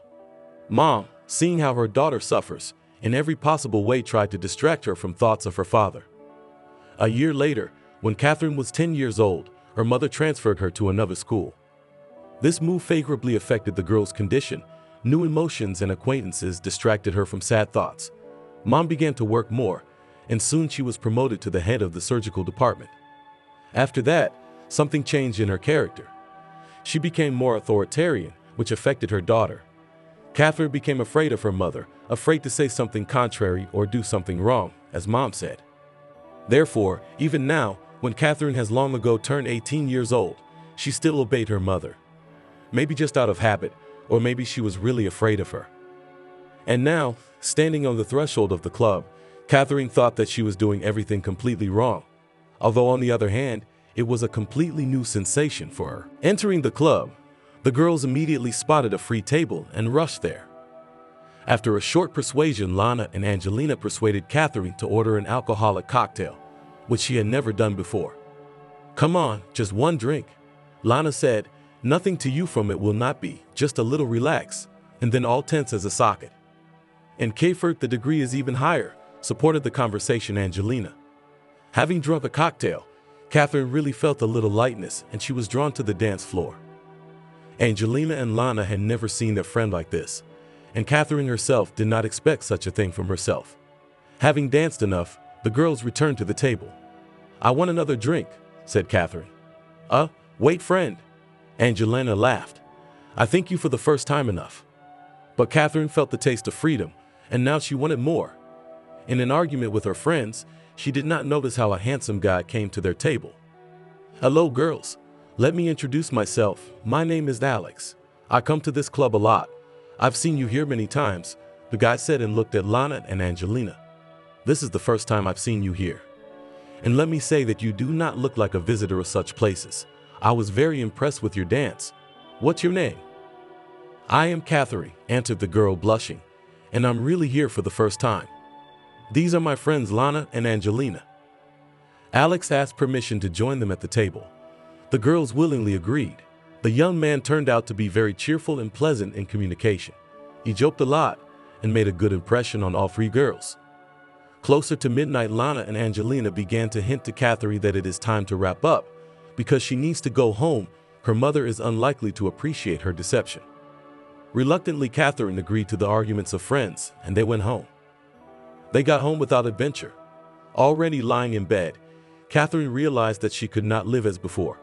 She was very impressed by today's event, and all her thoughts were occupied only with Alex. But how to bring all this to her mother, she did not know yet. Deciding that time would tell, Catherine fell asleep. In the morning, Catherine woke up because she heard laughter coming from the kitchen. Listening, she realized that her mother had returned from work and was talking about something with Angelina and Lana. She tried to get up, but she felt dizzy. Apparently, it was a result of yesterday's trip to the club. Then Catherine decided to listen to what her mother and her friends were talking about. She strained her hearing, but only fragments of phrases came to her. The gist of the conversation was how they spent last night. The girls, they said, watched movies, discussed classmates, and did other girly things. After lying down some more, Catherine repeated her attempt to get up. This time there was no problem. After quickly changing her clothes and tidying up, she went out to the others. Good morning, everyone, the girl smiled. You're early today, Ma. Did you run away from work? It was a surprisingly quiet night, Mom replied. No new patients came in, and the old ones were fine, so I had an unusually quiet shift. At breakfast, they talked a little more about last night. After that, the friend suggested that Catherine go shopping. At first, the girl did not agree, but her mother insisted that she would not hurt to unwind. After all, she already sits at home all the time. In the end, the three of them went to the shopping center. How are you feeling, Ribble? Asked Angelina, looking at Catherine. Did you like to break your inhibitions yesterday? Catherine was a little embarrassed and blushed. Come on, continued Angelina, seeing the reaction of her friend. So what if you left home? You are already more than 18 years old. Catherine, well, how much can you mompotai Katerina and everything? You'll never get married. By the way, girls, what do you think of last night's boyfriend? At the mention of Alex, Catherine's heart beat faster, and in her head surfaced pleasant thoughts. I don't know, Lana answered. He seemed too clingy and cloying to me. I like more brutal guys. And you, Catherine? Guy is a guy, answered the girl, not wanting to give away his real feelings. Nothing unusual. Well, if he did not appeal to you, with a slight smirk, said Angelina, then I'll hook up with him myself. He left me his number yesterday when you had already left. These words made Catherine's insides tighten. She was jealous and could not do anything about it. You know, girls, Catherine said, I have something of a headache after yesterday. I'm going to go for a walk outside, and you go on without me. Can I walk you home? Lana asked me sympathetically. No, it's okay. I got it. Have fun. I'll see you at class tomorrow. Catherine went outside. Tears came to her eyes, and it was getting harder and harder to hold them back. She walked quickly towards the house without raising her head. On the way, the girl calmed down a little and entered the apartment in a normal state. Why are you so early? Mom was surprised. I thought you'd be back for dinner. I don't feel very well. I think I have a fever. Mom, I'm going to lie down. Do you mind? Sure, go ahead. I'll make you some soup and tea with honey. Thank you, Mom. The rest of the day, Catherine spent lying in bed. Her mother did not bother her, and the girl could calmly think over everything that had happened. She decided that apparently it was not fate and need to stop thinking about this guy. The next day, Catherine met with friends at the institute. In vain you left yesterday, Lana turned to Catherine. We covered such cool dresses at the sale. You would definitely like them. Glad for you. Girl smiled Ekaterina in response. I had a fever yesterday, apparently overworked or cold a little. Oh, and I wrote to Alex yesterday. Angelina intervened in the conversation. We texted half the night, and today we agreed to go on a date. Girls, he's so cool. We are happy for you, laughed Lana. Right, Catherine? Uh-huh, replied the girl, lowering her eyes into her textbook. It still hurt her to realize that the guy she liked so much had chosen her best friend. Meanwhile, Angelina and Lana continued to discuss their upcoming date. Time was running out. It would seem that everything was back to normal, but still something was wrong. Catherine stopped reacting so violently when Angelina talked about the development of their relationship with Alex. She tried to just block her emotions and did not let them go out. But one day everything changed dramatically. The girls met at the institute as usual. "Hello, girls." Angelina said hello. "Imagine, I found out yesterday about Alex. It turns out that his father is the owner of an oil company. He earns more than my parents in 10 times, and after a while he will pass his business to his only son. I don't think that's a fish to be missed, and to do that, we're gonna have to get crafty." "So everything seemed to be going well with you?" Lana asked. "Why do you have to be sneaky about anything? You don't understand. People like him never meet girls for serious intentions, just for fun. They marry whoever their parents choose, and I don't think it's gonna be me. My dad's a big shot, but I don't think Alex's dad would be interested in me as a business partner." "What are you going to do?" Catherine asked with a sinking heart. "Listen to you. So you do not even love him. You are only interested in his money." "Do not get excited, friend," sharply replied Angelina with resentment in her voice. "What should I do with this love? In the restaurant on it will not eat, and dresses in the store cannot buy. The main thing is that he is handsome, and in public with him will not be ashamed to appear. And I can live without love." "So what have you thought of?" impatiently interrupted Lana. "What trick you decided to pull?" "Lana, everything is banal and old as the world. What makes a man marry a girl?" "That's right, her pregnancy. I'm gonna tell him I'm pregnant." "Is it true?" With horror in her voice asked Catherine. "No, of course not. What am I, a fool, to have children at 20 years old? I'm still very young. I want to live, not back no Grizovet nurse." "And if he doesn't believe me, or doesn't want to get married, what will you do then?" Lana asked. "Does not want to marry, it means that he will still support me and the child until his 3rd birthday, and then to pay alimony on him. And with the fact that he believed, Catherine will help me. Right, friend? How am I supposed to help you?" "Oh, Catherine, why are you slowing down? Your mom works at the hospital. Ask her to forge me a certificate of pregnancy." "Angelina, are you crazy? You know my mom. She'd never agree to that. Let's ask her together.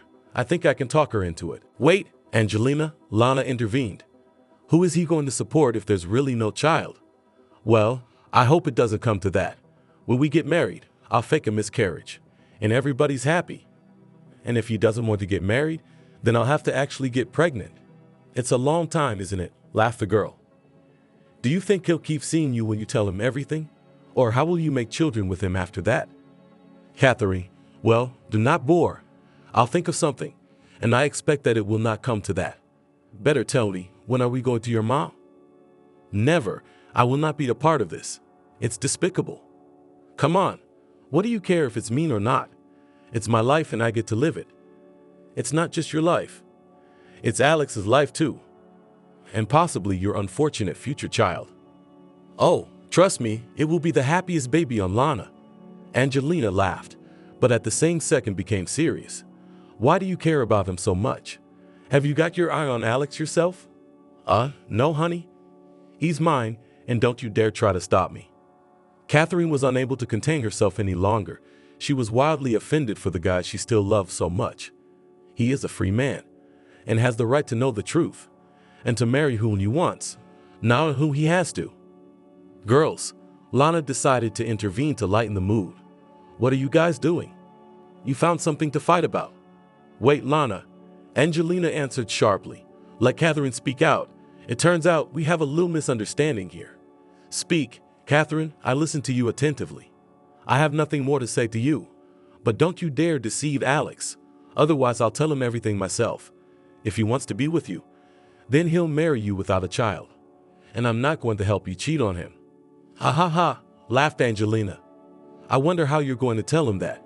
You don't have his number, and you can't meet him anywhere because your mom doesn't let you go out at night." That's when Angelina got serious. "If you don't want to help me, don't. I'll do it myself. But just try to stop me. I won't leave you out of my sight, like telling your mommy where you were that night, and what you did there and how much you drank. I think she'd like that very much. Angelina smiled evilly. Don't you dare, shouted Catherine. The girl wanted to add something else, but the words gave her a hard time, thoughts in her head confused, and in her eyes treacherously glistened tears. Catherine ran out of the office. That's right, Angelina shouted after her. Stay away from me and my future husband. Angelina, what are you? Said Lana, who finally gained the power of speech after all that happened. She is your friend. With such friends, you don't need enemies. Angelina answered rudely, and what kind of friend is she to me? She's a beggar from a broken home with a crazy mom. Even her father did not want to communicate with her, who needs her at all. That was very rude, Angelina. You go feel sorry for her. Just stay out of my way, please. Both of you. Okay, forget it. This is your fight. It's none of my business. I'm not going to quarrel with you or Catherine. That's right, smiled Angelina and began to solve the problem with the fake certificate. Catherine ran outside. She could not hold back her tears, and they flowed down her cheeks. She walked down the street, paying no attention to anyone. Rare passers-by tried to find out what she had happened and if she needed help. But the girl did not notice them at all, automatically answering that everything was all right. At some point, when Catherine calmed down a little, she realized that she had reached the bus stop. It's better to go home, Catherine said to herself under her breath. I can't think of anything but Angelina right now. And talk to no one, bitterly grinned the girl. Back home, Catherine did not immediately notice that she is not alone. Why are you so early? Do you have couples celebrated? From surprise, Catherine flinched. She did not expect to meet her mother because she had to be at work until 5 o'clock. Mom? Catherine replied in surprise. And why are you home? I have a headache and I took the day off. So, what's wrong with you? I also feel bad, answered Catherine, barely holding back tears. I'm going to lie down, okay? Of course you do. Let me make you an appointment at our hospital. That lately you often complain about your health. I don't like it. Don't, Mom. I think it's just the strain. You know, I'm studying for exams right now. Okay, go to bed. We'll come back to this question later. Catherine went to her room and closed the door. However, her mother immediately realized that something was wrong with her daughter, and it was not about health problems. The woman wanted to talk to Ekaterina, but it had to be done very carefully, so as not to destroy the already difficult relationship with her daughter. Ekaterina stayed in her room all day. She didn't even come out for dinner. Toward evening, her mother knocked cautiously in her daughter's room. Catherine, how are you feeling? You haven't had dinner. Am I worried about you? It's okay, Mom. I'm not hungry. The woman cautiously entered the room. Ekaterina was lying on the bed with her legs pressed to her chest. Her mom sat down on the bed next to her daughter and stroked her head. Catherine, carefully the woman began the conversation. I can see that something is happening to you, and it is not at all in your health. Tell me what's wrong. Maybe together we can find a solution to the problem. Did you have a fight with your girlfriends? At the mention of girlfriends, Catherine cried again. She did not know how to tell her mother about what happened. After all, then we'll have to tell, and that she did not listen to her that time when she went to the club. Of course, you cannot tell everything in the smallest detail, but the fact of the trip will have to disclose, but the girl was not ready for it. Catherine was silent, burying her face in the pillow. Meanwhile, her mother, not knowing how to get the truth from her daughter, decided to press her with the help of friends. Catherine, if you do not want to tell me, then I'll call Lana or Angelina. Let them tell me what happened between you. No, Catherine shrieked. She realized that Angelina could say a lot of unnecessary things to her mother. Don't, Angelina. Yes, Mom, we had a fight. And a very serious one. If you want to know what happened, I'll tell you. Angelina has turned out to be a sneaky, lying fool. She's trying to trick a guy into marrying her. And you can't do that, Mom, you know. You can't do that. She doesn't love him. And she asked me to help her fake a pregnancy certificate. Okay, so you two are fighting over a guy. And now you're jealous that he chose her over you. No, Mom. We did not divide him. Catherine, but I understand everything. I was young too. I fell in love too. No, Mom. He didn't choose between us. He didn't even have a choice. You don't let me do anything. You won't let me go anywhere. I can't have a relationship. Yeah, I met him at that club you wouldn't let me go to. But we never saw each other again. Wait, how could you meet him at the club if you weren't there? Or am I missing something? Catherine realized that said unnecessary in a burst of emotion, but there was no turning back. A little lowering her voice, Catherine decided to tell her mother the truth. Mom, forgive me, but I did not listen to you that time. When we stayed with Angelina and Lana at our place, we went to the club. That's where we met Alex. I liked him right away, a kind and funny guy, and Angelina started dating him almost immediately. And now she found out that his parents are very rich and she wants to marry him. She and I had a fight about it. She said if I got in her way, she'd make my life unbearable. Now you know everything, Mom. Yes, daughter. You've made me very sad. I don't know how to trust you now. Mom. Catherine looked at her mom and did not know what to say. She felt guilty in front of her mom. Okay, Catherine, let's go to dinner. Let's see what we can do about your problem. Mom understood that now Catherine desperately needed help and support. The woman was not going to leave her daughter to her fate, despite the fact that Catherine deceived her so much. It was necessary to understand what to do now, and in general, what result they want to achieve. Having cleaned herself up, Catherine went out of the room to the kitchen. Her mother was already waiting for her with dinner. Sit down. Eat first, or because of your worries completely starved to death. And so one skin and bones left. Catherine did not interfere with her mother. She quickly managed with dinner, and when her plate was empty, Mom put 2 months of tea on the table. Now let's think of a solution to your problem. But before we do, you have to promise me you won't do anything stupid again. And if I say something, you will listen to me. Catherine at first wanted to object, to say that she is not a little girl, but in time changed her mind. After all, now she really needed the support of a loved one. Okay, Ma, I know I was wrong then. I shouldn't have lied to you. Okay, sighs. What happened, happened. Now we're gonna deal with the consequences. Tell me something. Do you have any thoughts of your own? I want to tell Alex about the meanness. I just don't know where to get his number or how to contact him. That's not a good idea. First of all, Angelina's not gonna let this go. And her parents are very powerful in this town. And 2, there's no way your Alex is gonna believe you. He might think you're just trying to break them up with your friend. So what am I supposed to do? How does Lana feel about the situation? Does she even know about it? She does. Angelina told both of us her plan, but I don't think Lana wants to fight with Angelina, even if she doesn't approve. So here's the deal. You go to the institute tomorrow. You make up with Angelina. You apologize. But Mom, what am I apologizing for? Don't interrupt. Listen to me first. You need to buy time to prevent Angelina from getting the certificate from someone else. So you're gonna go to her, tell her you were wrong, and you arrange for me to give her the certificate. Then you'll schedule her to see me at the hospital in 3 days on Friday. Tell her I'll do it. What's the plan, Mom? You help her, and then what? I'm not gonna help her. I'm going to suggest to her that she get Alex to come to my office to explain the risks and complications of an abortion. I think Angelina would agree, because that would be an added proof and an advantage for her. And when they get there, I'll tell him gently. Let him decide for himself. If he loves Angelina, that's their business. Either way, you'll have nothing to do. Wait, Mom, but how can you do this kind of counseling? You're not a gynecologist, you're a surgeon. Don't worry about that. I'll arrange an appointment at our gynecologist's office. She's on vacation anyway. Mom, but what about me? Barely audible asked Catherine. What about you? You will live as before, only friends to choose more carefully. But I love him, almost crying girl said. So Catherine, I do not help you to help you further break your life. Understand rich guys do not choose a girl from poor families. I don't want you to suffer because he dumped you and found someone else. Then why are you helping me?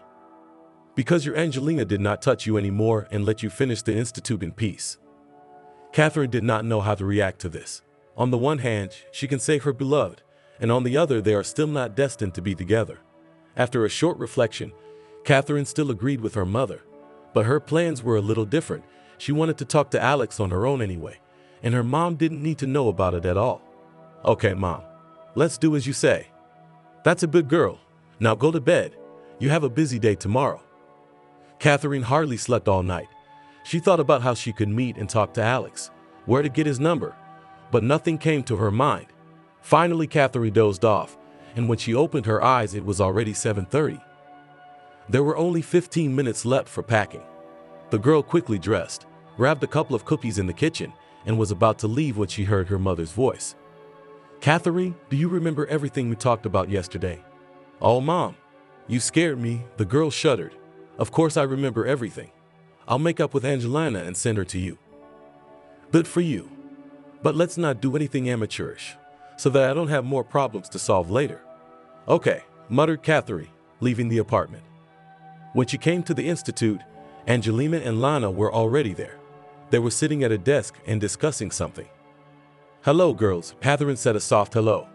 "Oh, Miss Honesty is here," Angelina said wryly. "Hi, Catherine," Lana replied calmly. "Angelina, you forgive me. I was wrong yesterday. This is your life, and you decide what to do with it." "Wow," surprised Angelina. "That's quite a change. And what has affected you so much?" "Mom," simply answered Catherine. "She helped me to realize that this is not my business, and it is not for me to interfere with you. She even agreed to help you with the certificate. Come to her on Friday at 3 o'clock. She'll be waiting for you." "You're not so hopeless," Angelina laughed. "But for your mother, at least someone can show you the way." Catherine wanted to answer, but stopped in time. She thought that she could ruin everything with this, and the whole mother's plan will go down the drain. Catherine tried several times to take Angelina's phone under false pretenses to look up Alex's number, but no matter how hard she tried, she failed.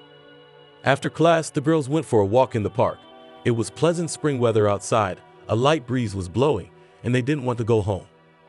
After a while, Angelina got a call from her parents and had to go home. Catherine and Lana were left alone. "Catherine, tell me honestly, you are thinking something?" asked Lana sharply. "Well, there is no such change overnight. Are you afraid of Angelina's blackmail? Is that why you're helping her?" "Why would you think that?" surprised Catherine. "I told my mom about that night at the club. So Angelina has nothing to scare me. And my mom said that it is better to help her, so as not to spoil her life. I don't know what she's capable of." "I don't believe you." "Admit it, you're up to something." "Catherine, I don't approve of it at all, so you can trust me. I'll even try to help you if I can." "Lana, but why go to all this trouble? She's never gonna forgive us for this. Her parents are patrons of our institute. If she wants us out, they'll kick us out. Don't forget that my parents don't work in a factory either, so you don't have to worry about that." "Okay, listen." Catherine told Lana everything she and her mom had come up with. "Good plan. Well done. As they say, the sheep are safe and the wolves are fed.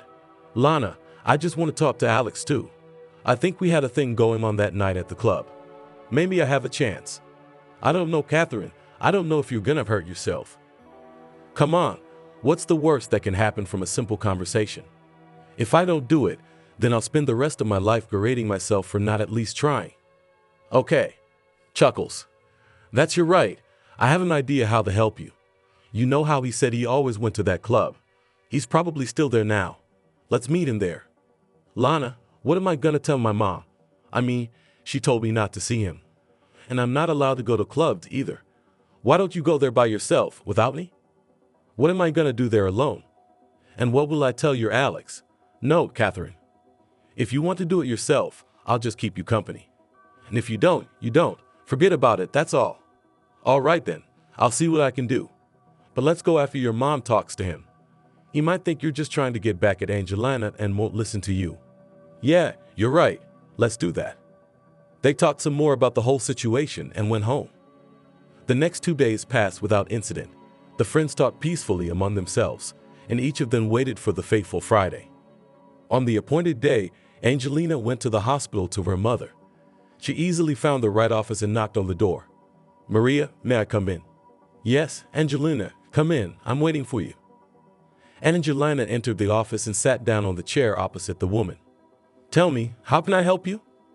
Didn't Catherine tell you? She gave you the essence of the problem, and from you I expect details. What is the time frame? How many children? What month should I set the tentative delivery date?" "Oh, I didn't even think of that. Well, Gibby twins. I'd have to be about a month along. I can't say anything about the delivery date. I don't care, just as long as it's right." "Okay, Angelina, I hear you. Probably a very good guy you got, if you are so fighting for him," asked Mom, filling out the certificate. "Oh yes, a very good match. He's rich and good looking. You can't find such a man by day." Angelina laughed. By the way, how much will I owe you for this certificate? I don't owe you anything, smiled the woman. It's not difficult for me to help my friend. Meanwhile, Maria finished writing the certificate and handed it to Angelina. When the girl stood up and headed for the exit, the woman called her as if by accident. Wait, Angelina. Do you want us to leave your boyfriend no chance to retreat? Angelina returned to her seat and her eyes lit up. You bet. How do you do that? Bring your young man to me and I'll explain to him that abortion is absolutely contraindicated for you. What do you say? That's a great idea. When can we come over? Let's do it tomorrow at the same time. Can't we do it today? Oh, you're fast. Let's do it tonight. I'll be here till 7 o'clock. Okay, then I'm off to get Alex. We'll be right back. We have a date in half an hour. Angelina ran out of the office and ran to Alex's office, excited. She was there in 15 minutes and the guy was still gone. Angelina was starting to get angry when suddenly someone called out to her. Hey, gorgeous. I thought you had already forgotten and would not come. Angelina put on her lips resentfully. Well, baby, I'm sorry. There was traffic on the road. Okay, so be it please, but for this you have to kiss me. The guy had no problem honoring her request. And I have a surprise for you, continued Angelina. Let's go quickly. Where to? You'll find out soon. And Angelina took Alex by the hand and led him to the hospital.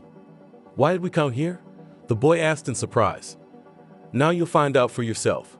Come on, we need to go to the second floor. Coming to the gynecologist's office, Alex looked at Angelina in bewilderment. Angelina, what's going on? Explain it to me. But Angelina did not answer. She had already opened the office door and pulled the guy with her. Good evening, young people. Maria, Angelina began, putting aside all ceremony. You wanted to speak to the father of my children. Here we are. Angelina, Alex exclaimed in surprise. What children? That's impossible. We were using protection. It happens, young man. No contraceptive does not give a 100% guarantee. Why don't you have a seat? Angelina had an appointment with me today. Her test results show she's pregnant. It's not due yet, only 6 weeks. But you can already tell you're having twins. That doesn't make any sense. Alex, stop it, Angelina said angrily. Listen to what the doctor says. The development is going well, the woman continued. But I would like to talk to you, as the father of the child, about the risks for the mother. Angelina, would you give us a moment alone? It will be easier for the young man to listen to me. Yes, of course, Maria. I'd understand. Angelina winked at the woman and went out into the corridor. When the door closed behind the girl, her mother waited a few minutes for Angelina to step away. So what did you want to talk about? Interrupted the silence Alex, who still did not understand what was going on. Alex, I think you're not stupid and you should understand. This whole circus was organized by your friend to make you marry her, but she couldn't think of a better way. I don't know how you feel about her, but I think you should know the truth. There's really no pregnancy. Angelina made it up. And why are you telling me this? Alex said incomprehensibly. Because Angelina threatened my daughter if I didn't help her deceive you. So I had no choice but to promise her support. But it's not in my nature to deceive people. So I'm asking you to play along with me now so I don't frame my daughter, and then you'll figure something out later. Well, thank you for the information. Can I go now? Hold on. Why don't we wrap up the visit with Angelina so she doesn't figure it out? Okay. Should I go get her? Yes. Just know that I'm supposed to tell you right now that Angelina's abortion is medically contraindicated. I hear you. Don't continue. Thank you. Alex got up from his chair, walked to the door and looked out. Angelina, honey, come in, Alex said, trying to be as gentle as possible. The girl entered the office. Mom once again briefly told about possible problems, and realizing that Angelina did not suspect anything, let her visitors go. At home, Maria was waiting for Catherine, who was eager to know the details. However, her mother did not go into details, and simply said that the plan worked, and she can no longer worry about anything. Thanking her mom for her help, Catherine began to think about how she could carry out her part of the plan. Not wanting to wait another minute, Catherine pulled out her cell phone and began to type a message to Lana. My mom said she did it. Angelina thinks Alex bought her ruse. Let's decide how to proceed. A few minutes later, a reply came back. Great. Now it's up to you. We'll discuss the details tomorrow when we meet. I'm a little busy right now." A little annoyed, Catherine put the phone aside. She did not like that her friend could not give her attention now. But deciding that today anyway, she could not do anything, the girl calmed down and went about her household chores. The next day, Catherine and Lana met in a cafe. "And what are you planning to do now?" Lana asked. "We with you have already thought of everything. Let's go to the club. When Mom will be on duty, there I will talk to Alex." "And what exactly do you want to tell him?" Catherine thought about it. She knew what she wanted to get from the conversation, but she didn't know what she would say. "I don't know. Maybe that it was my mom who helped him to get rid of the dishonest girl manipulator." "Are you crazy?" Lana asked in bewilderment. "Do you want him to think that you set this whole thing up on purpose to get him and Angelina to fight? Or to think that your mother, at your request, told on Angelina? I don't think we should mention that story at all." "And what should I say then?" Catherine asked stably. "After all, it turns out that we have very few common topics. Maybe it is not necessary to pretend that you came not by chance. You already know each other, just come up and chat casually. If you're meant to be together, he'll pay attention to you. And if you're not, you don't have to try. You're probably right. My mom's working the night shift tomorrow. Then we can go to the club tomorrow." "No, Catherine, no need to hurry. Maybe he hasn't broken up with Angelina yet, and then it'll all be for nothing. Let's wait until Monday and see what Angelina has to say. She'll probably share how it went." "I didn't even think of that. Lana, you're a good girl." "Look, what if he really loves her and decides he still wants to be with her? What then?" Lana asked me out of the blue. "I don't believe that. That kind of meanness is unforgivable, even to the ones you love. You shouldn't think so. Everything happens in life." "All right, don't worry about it. We'll hear from Angelina on Monday." They sat in the cafe for a while, discussed the events, and went home. The weekend passed without incident. On Monday, the girls met at the institute. Angelina looked as usual, and Catherine could not understand whether anything had happened between them and Alex. Lana, seeing that Catherine was nervous, decided to help her friend and ask Angelina herself. "Angelina, why don't you tell us how everything went? You were at Mom's on Friday. Did he believe you? Are you going to get married now?" Angelina was a little taken aback by such a flood of questions, but having collected her thoughts, she began to tell. "Shit, girls. It's complicated. My plan is on the rocks, and what to do I do not know. Mom told him very convincingly that if I get rid of the baby, I may not survive. And now he wants me to see their family doctor exclusively, and we're supposed to go to his clinic today. He even made an appointment for me. What am I going to say? I'm sorry, my mistake. There was no baby. It was a joke. Happy April Fool's Day, darling. Is that it? He's not gonna forgive me for this. Girls, what am I gonna do? Angelina, maybe it'll be okay. Tell him you can't go out tonight. Tell him your parents have something important to do. I tried. He says they're his kids too, and I can't risk their lives. Wait, why do you say children? You have a lot of them or something. Jiggled Catherine. Because I asked your mom to point out that I have twins, for more effect. Yes, Angelina, I don't envy you. After class, Angelina got a call from Alex. Lana and Catherine heard only a fragment of the conversation, but it was clear to them that they had a big fight. Angelina refused to go with Alex to the clinic, referring to the business and the fact that she has the right to dispose of her body herself. And after the response of the guy, the girl generally sent him to hell and said that she did not want to have anything to do with him, and he did not see these children. Friends were extremely surprised by such behavior, Angelina, but did not interfere. They decided that it was only to their advantage, because Alex is almost free, and it is possible to proceed to the realization of their plan. Going to the club was planned for Wednesday, when Mom would go on duty. On the appointed day, the girls met at the entrance. When they went inside, it turned out that all the tables were occupied, and they had to take a seat at the bar. Taking a cocktail each, the girls looked around. Do you see him? Catherine asked her friend. Not yet, but I do not remember what he looks like, and there are a lot of people here today. I also do not see yet. Okay, let's wait. The girls sat in the club for 2 hours. During this time they had time to dance, to go out into the air several times, to scrutinize all the guests, but the one they needed didn't show up. After another half hour, Lana informed Catherine that she couldn't be here anymore. She needed to go home. She offered to come to her friend another time. But Catherine, afraid that again she would have to deceive her mother, did not agree. She tried to persuade Lana to stay, but the girl was adamant. In the end, they parted. Lana went home, and Catherine stayed waiting. Close to midnight, her waiting was rewarded. She noticed Alex entering the club in the company of other guys. Gathering her courage, Catherine approached the guy. "Hi," she started the conversation. "Hi," replied the guy with a smile. "And I think I've met you somewhere before." "Oh yes, you came here with Angelina." After saying that, the guy's face changed dramatically. "You want to talk to me about your friend? It's not worth it. I know she cheated on me with the baby. I know she doesn't love me. She loves my money, or rather, my parents' money." "Wait, I don't care about you and Angelina. I was here with a friend, but she'd already left, leaving me alone."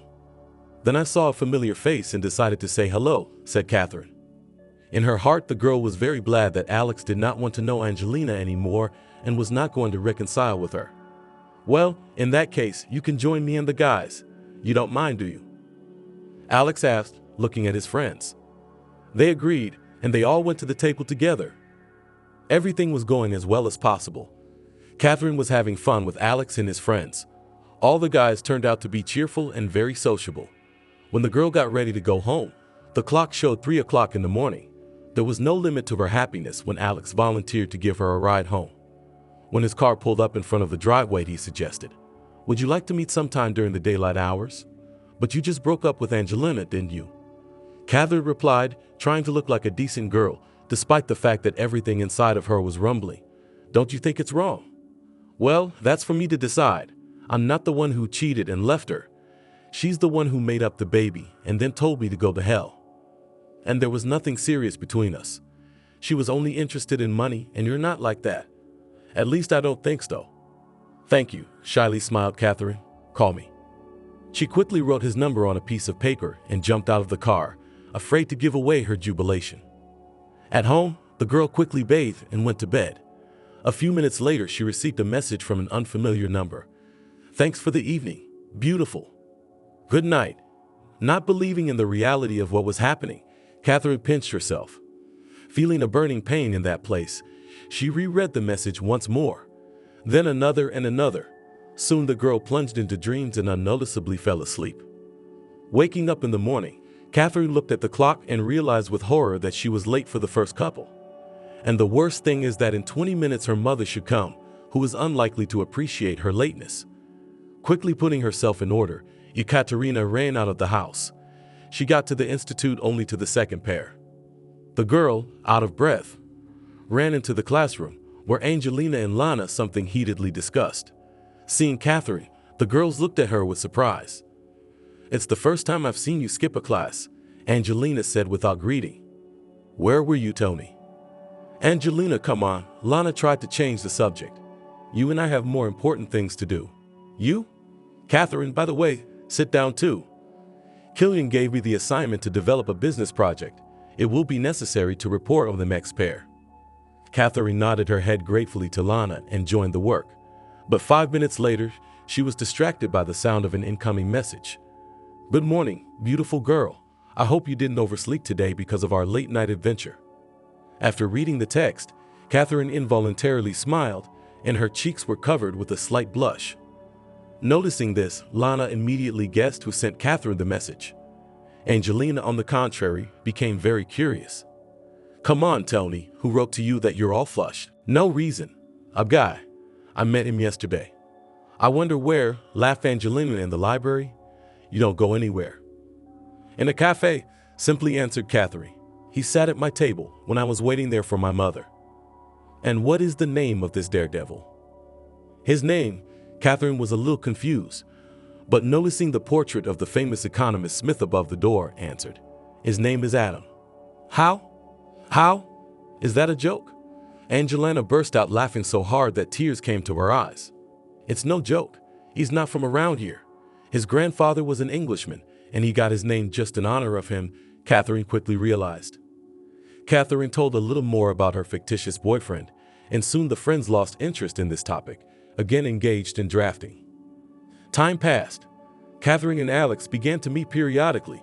It seemed that here, the girl's dream finally came true, and now she is the happiest on the land. But in life does not happen all so smoothly. Sometimes there are difficulties which are not expected at all. Since then, Catherine began to see Alex often. They walked in the park, went to the movies. The guy repeatedly invited her to a nice expensive restaurant, but Catherine did not agree. She did not want to seem to him greedy and mercantile. The guy always laughed at this, but did not insist. Alex had not yet met such a girl. He saw that she was not interested in his money, felt that she loved him, but the same couldn't be said for him. He was interested in Catherine. It was unusual and even new sensations. But he did not love her. Nevertheless, the girl was happy next to him. Deep down, she understood and felt that the guy did not have the same strong feelings for her that she had. But she headed away all doubts, hoping that someday everything would change, and she would be able to take a special place in his heart.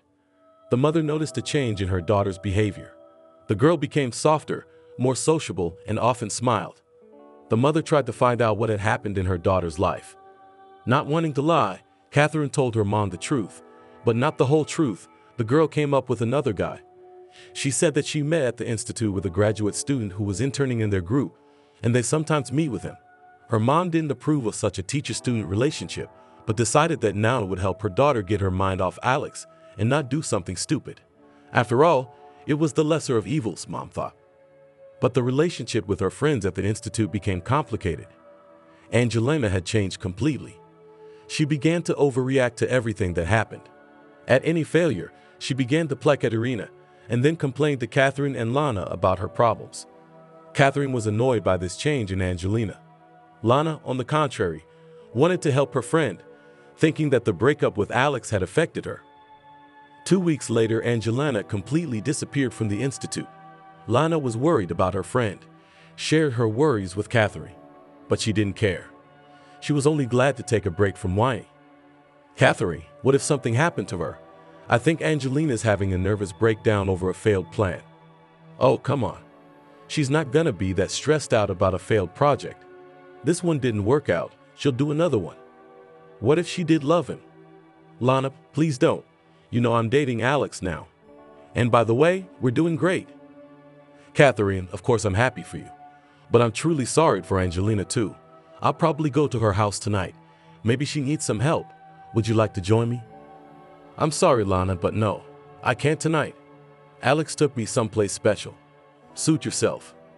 That evening, Catherine went on a date with Alex. It turned out that he took her to his favorite restaurant. Catherine started to resist, but the guy convinced her, and they sat down at a table. Everything was like in a fairy tale. Catherine felt like a princess in the palace, rich furnishings, sumptuous dishes, gallant waiters. The evening was passing unusually, but one moment changed everything. Angelina ran up to their table. Catherine could not immediately recognize her friend. She looked terrible.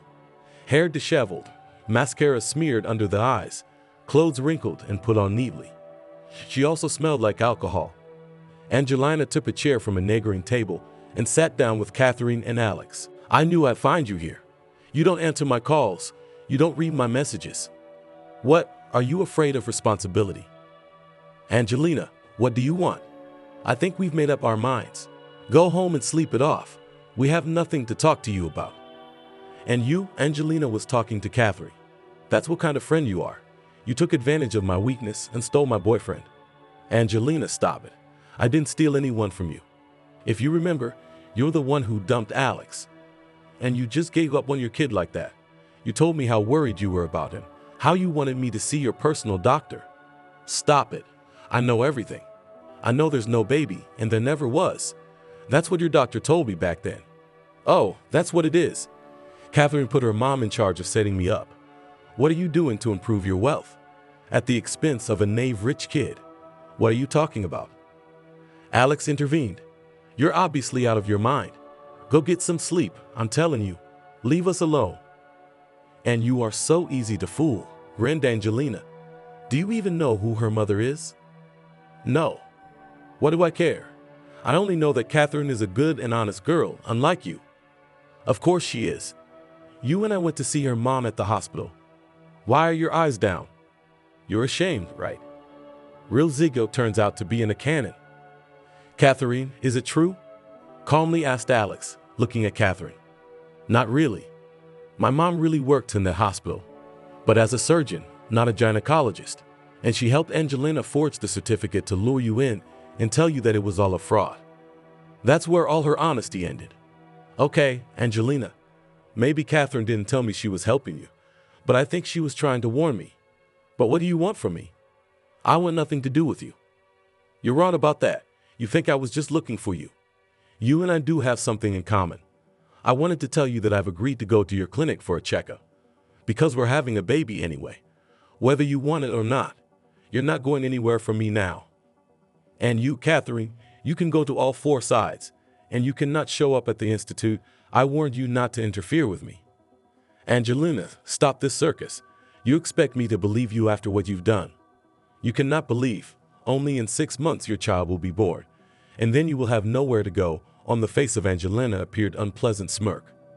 Catherine couldn't listen to this anymore. Jumping up from her chair, she rushed away from the restaurant. Alex, on the other hand, stayed where he was.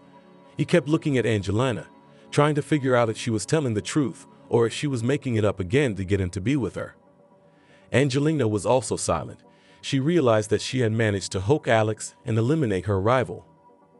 After a few minutes, the guy got up from his seat, and after throwing some bills on the table, he took Angelina under his arm to lead her out of the restaurant. He put the girl in the car and silently got behind the wheel and drove off. Where are you taking me? To the clinic. I won't let you deceive me anymore. The boy answered briefly. They were there in 20 minutes. Angelina obediently followed Alex to the right room, because now she had nothing to hide. She was 100% sure of her diagnosis. Meanwhile, Catherine returned home. Fortunately, her mother was not at home. The girl took a shower, trying to wash away all the shame and injustice. She wanted to tell someone everything, to share her feelings. The most suitable for this role was Lana, who just sent Catherine a message. I was at Angelina's. She hasn't been home for 3 days. Her parents are worried. What are we going to do? Thinking briefly, Catherine typed back, we're not going to do anything. She broke up our date with Alex today. Says she's really pregnant. Ekaterina told Lana all the details of today's incident, mentioning also that the girl threatened her again with problems at the institute. Lana listened to her friend carefully. She was very surprised by what was happening, although her condition in the last month was now quite explainable by her real pregnancy. Lana promised Catherine to think about how to help her in this situation, but she warned her that she should forget about Alex if she wanted to finish the institute in peace. Alex decided that if Angelina was lying, then, once in the clinic, she would lose her confidence, get nervous and sly again. But the girl was completely calm. She entered the doctor's office with Alex. It turned out to be a man in his 50s, which did not embarrass Angelina in the least. Hello, John. I called you the other day about my girlfriend's pregnancy. I was wondering if you could do some research, and also to establish paternity. The man looked at Angelina with mixed emotions. Her unkempt appearance and the still present odor of alcohol caused unpleasant feelings in the man. However, he was not used to arguing with customers. They were usually important people with a lot of money. Yes, Alex, I remember. Come on in. I'm going to write you a referral for an ultrasound. Go to room 202. They'll do it now. And then tomorrow morning, you'll come in for a blood test on an empty stomach. And I would not recommend you to drink alcohol in your position. A little embarrassed, said the doctor. The man wrote out a referral and sent Angelina to the ultrasound room. I'll go with her, Alex answered confidently. I want to be sure that Angelina is pregnant. By all means, you will catch up with her. But now let me leave you a few words. Alex looked at Angelina with disbelief, thought something over in his head, and then he said, Okay, go to the office, but wait for me outside. I'll catch up with you. Angelina nodded indifferently and went out. Alex couldn't get rid of the obsessive feeling of déjà vu. Only now, instead of a strange woman doctor, was their family gynecologist, in who the guy was sure, because his grandmother's mother and sister had been going to him for 20 years. Alex, listen to me carefully now. I want to warn you. Even though our clinic has state-of-the-art equipment, taking material from a baby is a very risky procedure for the fetus. There's a slight possibility of problems with your wife's pregnancy. She's not my spouse. I doubt it's my baby at all. Angelina and I haven't seen each other in about 2 months, and when we did, it's important to me, but I don't want to risk the baby's life, so I'm willing to wait until it's born. Now, if you'll excuse me, I'm gonna go to the ultrasound room. I'm glad you heard me. Alex left the doctor's office and followed Angelina. She obediently waited for him in front of the door. Are you ready? Yes, Angelina answered briefly. The sonographer confirmed that Angelina was pregnant. By all indications, the due date was 11 or 12 weeks. The baby was developing well, and there were no surprises. Having finished with the paperwork, Alex and Angelina left the clinic. Getting into the car, the guy started talking. Here's the deal. Now I will not risk the life of this child, but when he was born, I will conduct an examination. And if it's not my baby, it'll answer for it. Is that clear? It couldn't be clearer. I just don't have any other options. Well, we'll see about that. When's the wedding date? Angelina asked after a while. What wedding? I'm not gonna marry you. If it's my baby, I'll support it, but I'm certainly not going to marry you. Why not? Because I don't want a wife like you, sneaky and cunning. Well, you've got it all worked out for you, don't you? I won't let you use me. Oh, then I'm not good enough for you. And who do you want? That ragamuffin Catherine? Shut up. This has nothing to do with you. How dare you yell at me? You've ruined my whole life. Why should I have a child at 22? I haven't seen anything yet. I haven't had time for anything. And you refuse to marry me. Who's gonna want me with some stranger's baby in my arms? I hate you. I don't want that freak. I don't want him. I don't want it. Angelina screamed, tears streaming down her cheeks. Alex stopped the car, turned around and told her in a calm and firm voice, although a storm of emotions was raging inside him. It's like this. You calm down now, clean yourself up, and don't say any more of this nonsense. If you don't want this baby, I'll take him and you'll never hear from us again. Just please bring him out normally, no surprises. Angelina was a little sobered by Alex's speech. She stopped crying and turned silently to the window. Take me home, she said quietly. When they drove up to the house, the girl silently got out and headed for the front door.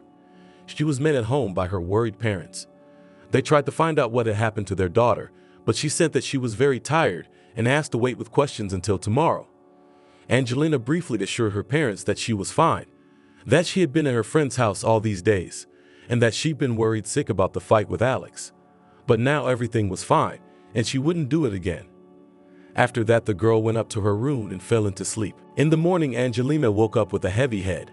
Unpleasant memories of last night surfaced in her mind. The girl sat on the bed and lowered her head, resting it in her palms. I'm such a fool, Angelina muttered quietly. Why did I do all this in the first place? Why do I need this child? And most importantly, how to tell my parents about it? They will throw me out of the house and cut me out of the will. And not to say, so themselves guess, soon the belly will start to stick out. After these words, the girl involuntarily looked at her stomach. No changes. What if the doctors were wrong? She continued her monologue. Suddenly I can go on living my usual quiet life. And if they are right, what now? Alex made it clear that I will not be his wife. And fuck him, Angelina said much louder. At that moment, her mother entered the room. Daughter, are you all right? I heard some noise from your room. I'm fine, Mom, answered the girl, trying to smile. I'm just tired. Exams are coming up. And then there are these relationship problems. I don't want any of it. I don't want anything at all. Angelina, I don't recognize you. You were always such a fighter. And now you've given up at the first hurdle, and you're just starting out in life. After the institute, you'll start working, where no one will feel sorry for you either. It'll probably be even harder. So what now? Do nothing? Sit on the neck of my dad and me, and then my husband? And don't worry about relationships either. There's plenty of good guys out there besides Alex. They're not thinking about the right things at that age. Forget him and move on. And then you'll see. You'll have a husband, you'll have kids. At the mere mention of children, the girl's heart raced and her palms sweated. I don't want children. Mom, it's too early for me to have kids. Angelina, that's what I'm telling you. That you'll graduate, find a job, get married, and then, when you're ready, have children. Mom, what if I do it the other way around? Children first, then everything else? The woman responded to that question with a completely different tone.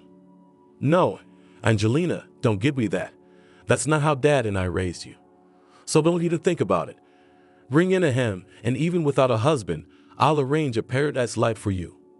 With these words, Mom got up and left the room. In general, she was very kind and gentle, but when it came to children, she was always of the opinion that they should be born only in marriage and only by mutual consent. Angelina, however, remained seated in her room. Her mother's words finally convinced her that her parents would not accept her child and something had to be done. But what? She was pulled out of her thoughts by the sound of an incoming message. It was Alex. "I'll meet you out front in 15 minutes. We need to talk." The girl realized that she didn't have much of a choice, so she quickly cleaned herself up and jumped out of the house unnoticed by her parents. She jumped into the guy's car and asked him to drive farther away. When they were a decent distance from Angelina's house, Alex parked the car and started talking. "Okay, Angelina, I'm not going to beat around the bush. I've been thinking about this situation all night, and I've come up with the following. You and I will make a contract, according to which you will have to bear a child and give it to me, giving up all rights. What's in it for me?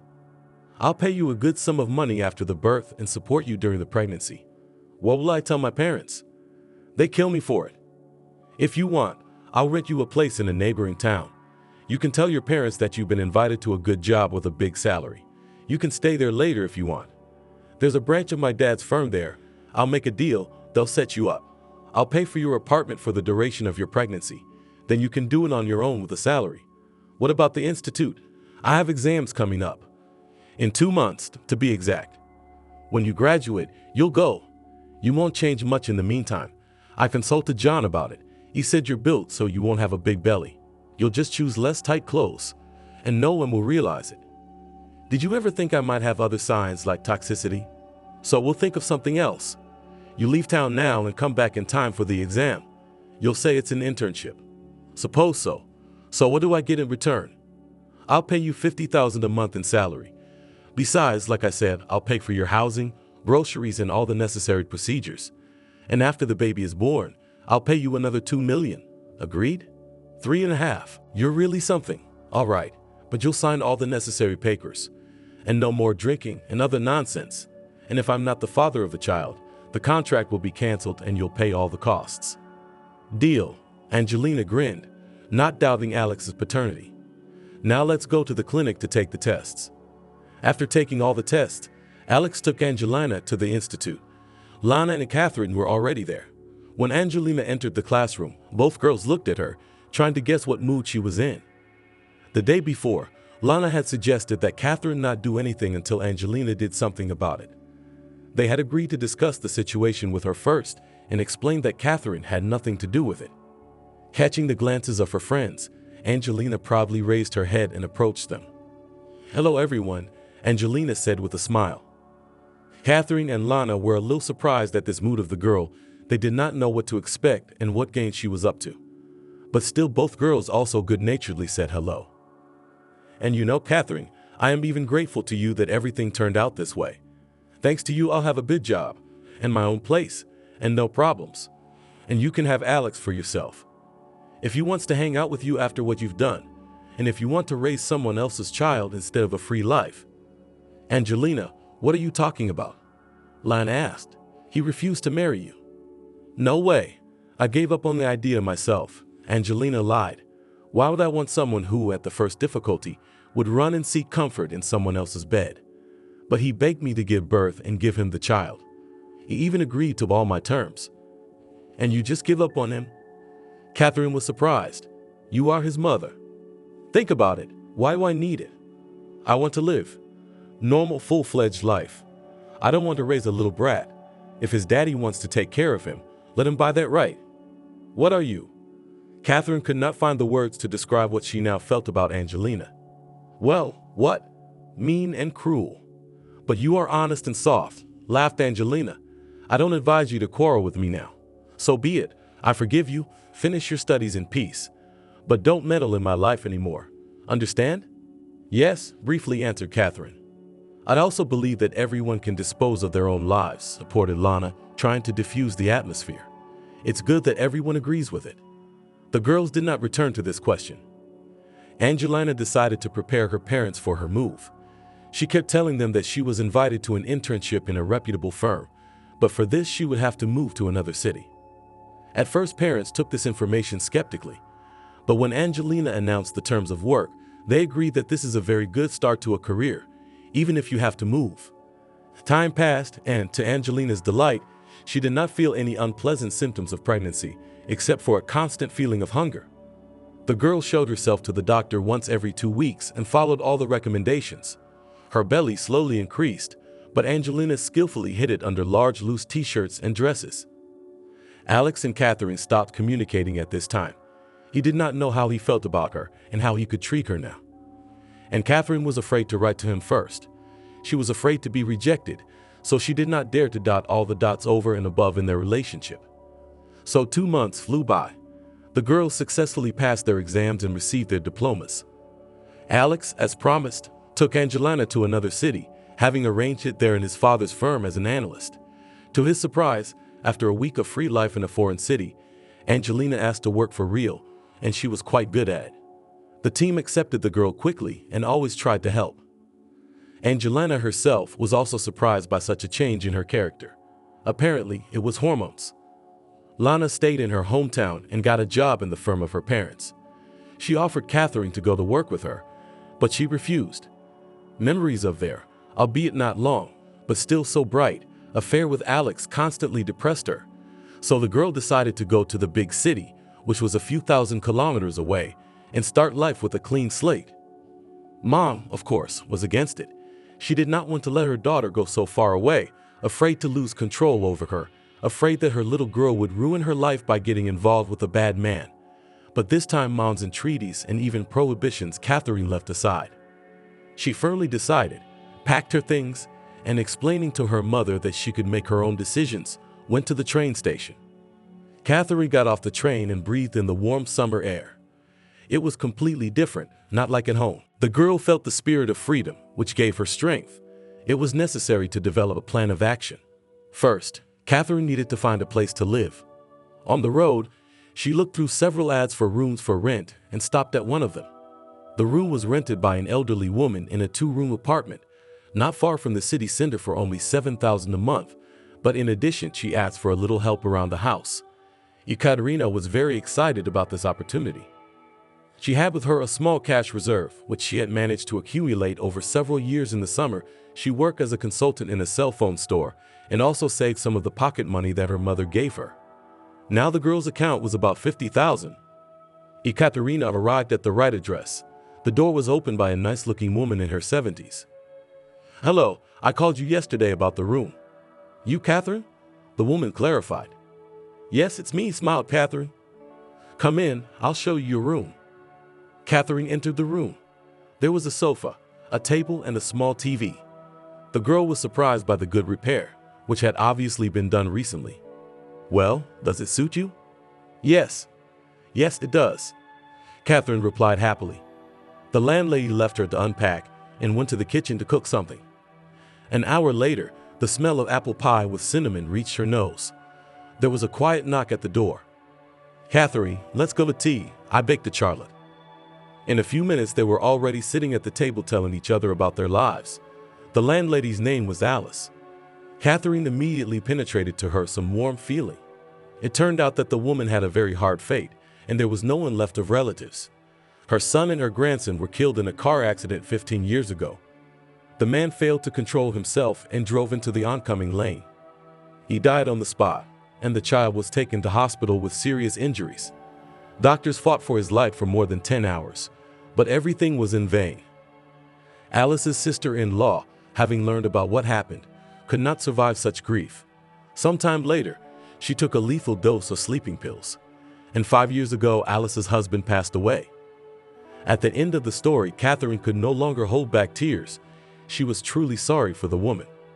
"Well, I coped, as you can see, live on. Tell me more about yourself.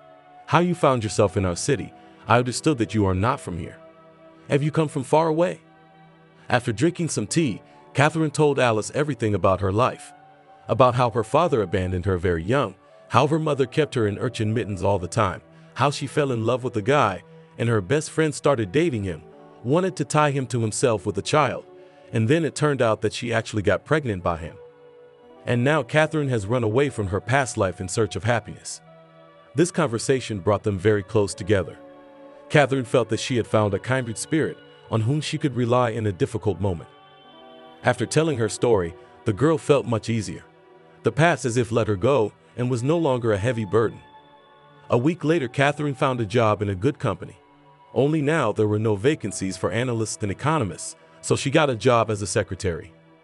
There were a lot of duties, and the pay was not as she would have liked.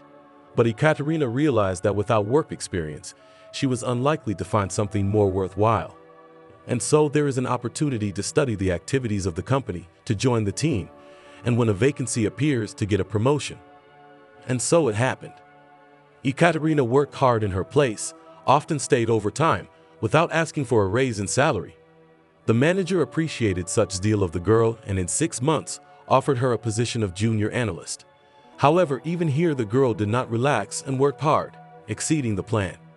Gradually, Ekaterina rose to the position of deputy director for economics. She began to receive a solid salary and could even afford to take an apartment in the mortgage, but she did not want to leave Alice. During this time, she became so accustomed to her that she perceived the woman as her own grandmother. Alice also loved Catherine with all her heart and was very afraid that she would decide to move away from her. But in the personal life of Catherine was not all so smooth. One colleague at first gave her signs of attention, but Catherine was so enthusiastic about her career that she did not pay any attention to it.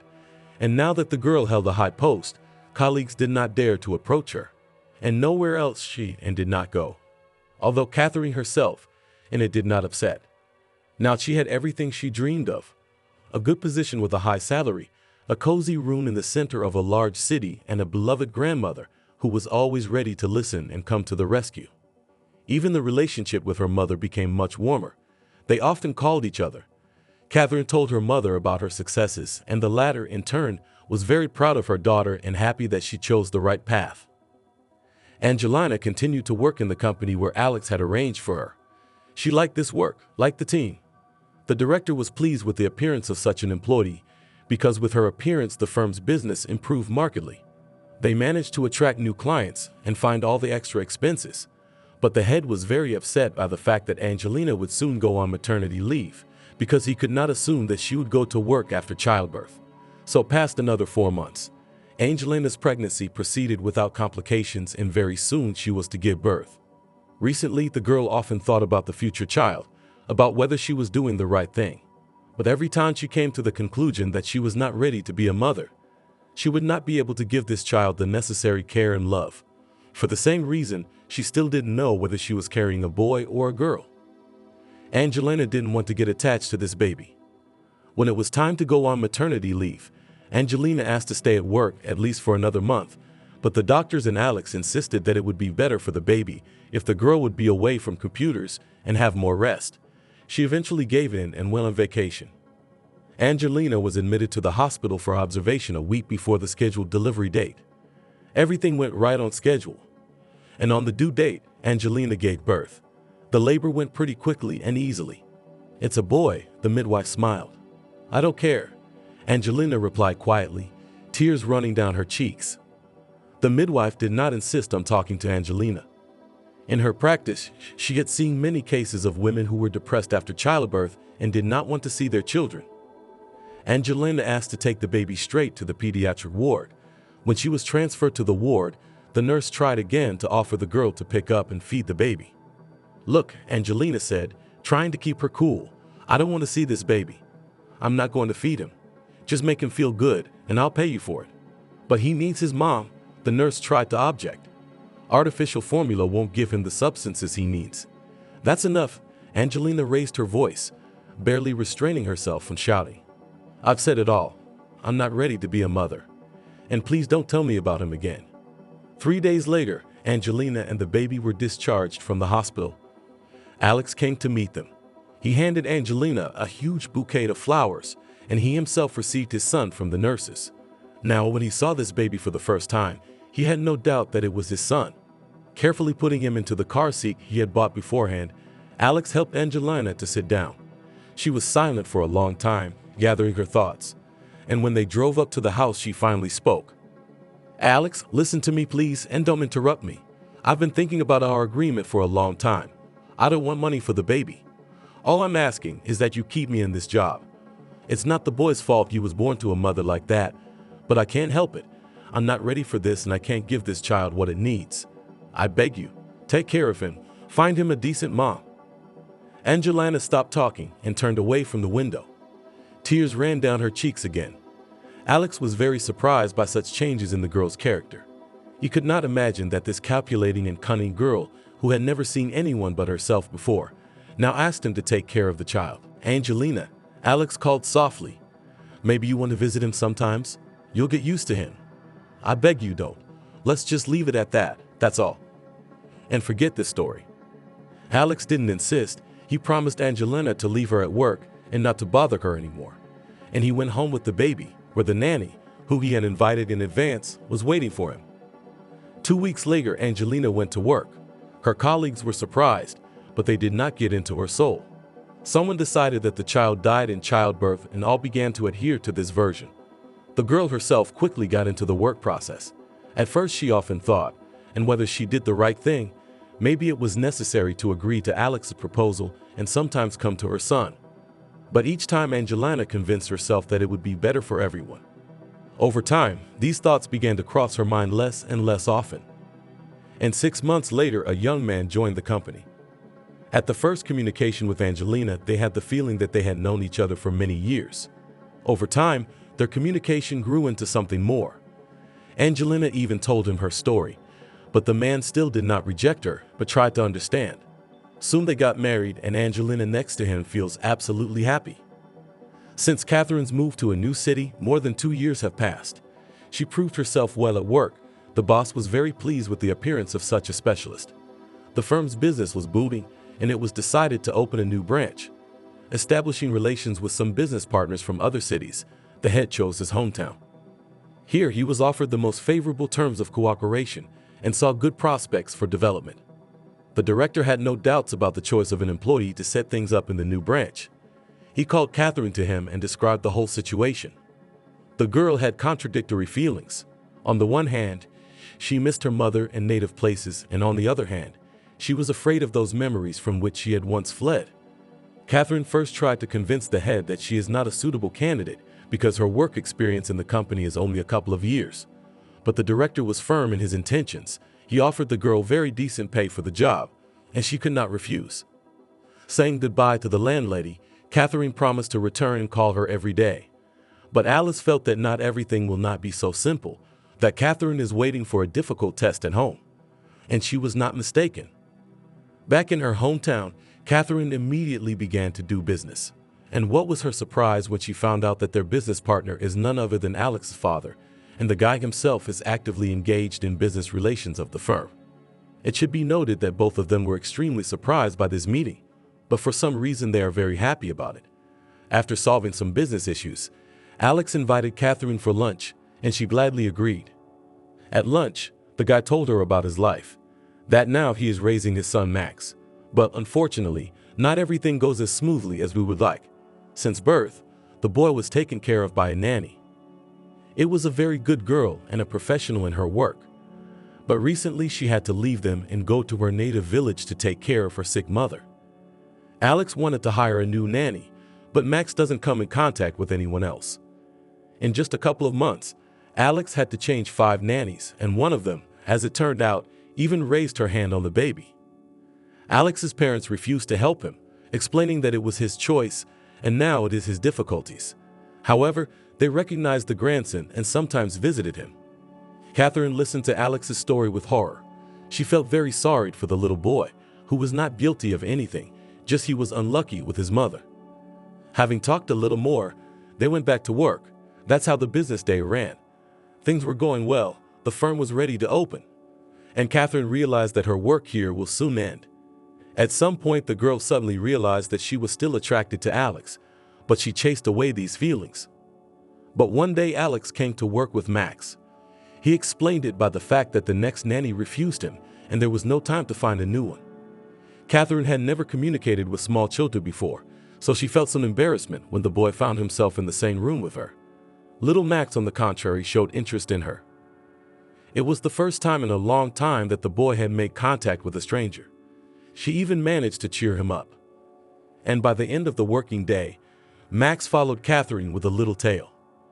Alex realized that he couldn't just let this girl go, because not for nothing his son trusted her. The business trip was coming to an end. In a week she had to go back. She was very sad at heart. She had become very attached to little Max during this time, and it was very hard for her to part with Alex again. Now she realized that those long-forgotten feelings for this man had not gone away. She still loved him. The same could be said about Alex. The guy really wanted Catherine to stay with him, but he did not know how to ask her to do it, and what he would do in case of refusal. Finally, when there were only 2 days left before leaving, he invited her to take a walk in the park with his son. The girl was glad of such a proposal and immediately agreed. All the way Alex thought how he could persuade Catherine to stay in the city. They walked and talked first about business in the new firm, then smoothly moved to a conversation about personal relationships. Catherine told him that in the city where she moved, her grandmother was waiting for her, who had become close and dear to her over the years. That's why she was glad to return there. Alex, listening to the girl's story, became more and more convinced that she had much more there, that she would hardly want to stay with him. But little Max had his own plans. All the while the boy was running around Alex with Catherine, he was always talking about something, showing his daddy something and talking in his childish language. Suddenly a big dog ran up to him and started barking. Max was very frightened and rushed to Catherine. "Mommy, Mommy," cried the boy. Catherine pressed the baby to himself and gently stroked his head. "Do not be afraid, little one. She will not touch you. Now Daddy will chase away this evil dog." Max pressed harder and harder against Catherine, but now he was no longer crying. The girl said some gentle words to him and calmed him down as best she could. After a while the boy calmed down and came down to the ground. But now he walked next to Catherine and held her hand tightly. Seeing this, Alex decided to start such a difficult for him conversation. "Catherine, I have a proposal to you," he hesitantly began. "Would you like to stay with us in this city? Max for a long time has not gone to anyone so much as to you. And I also really want you to stay with me." The girl was confused at this unexpected frankness. Of course, she felt that she and Alex had a special connection, but she didn't think that he would dare to make her an offer. "But I have a job and Alex will be all alone." Catherine realized that now it was not the most important thing, but she could not gather her thoughts. "I'm sorry, Catherine. Perhaps it was too straightforward, but I would not forgive myself if I did not try to talk to you about it. If you don't agree, I understand. I'm sorry, I shouldn't have said that." No, it's okay. It's just all so sudden. Give me time to think about it."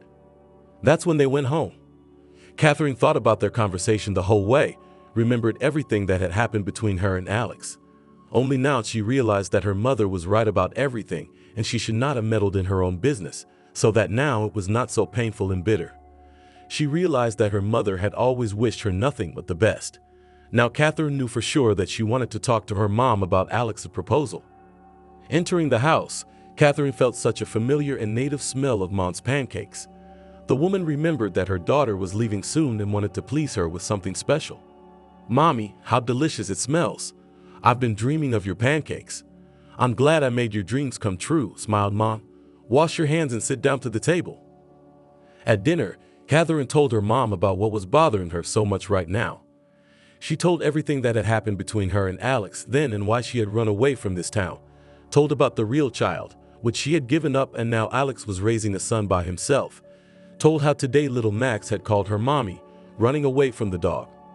"Mom, and after that Alex made me an offer to stay with them here. I don't know what to do. What's your advice?" "Daughter, I've spent years telling you how to live your life, what to do and what not to do. But it's your life and only you can decide what you want. I will tell you only one thing. If you are not sure now that you want to leave everything as it is and go away, then you should stay and try to accept Alex's proposal. Otherwise, you will regret it all your life." Catherine thought about her mom's words all night and finally made a decision. In the morning, she called her boss at work and asked for the opportunity to stay to work in the new branch. As it turned out, he himself was very hopeful that the girl would want to stay in her hometown and take the post of head of the firm. After that, Catherine met with Alex and agreed to his proposal, but with one condition. They must go to Alice and take her to her. The guy was completely fine with it. The trip was planned for the next week. Catherine settled all the paperwork at work. Alice, after a short persuasion, agreed to leave with them because there was nothing to keep her here.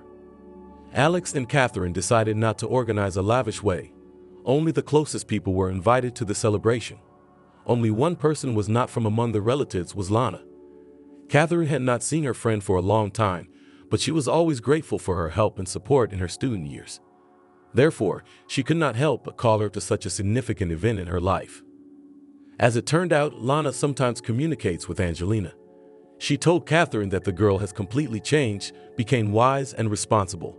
Told that Angelina got married about a year ago, but she and her husband had difficulties conceiving a child.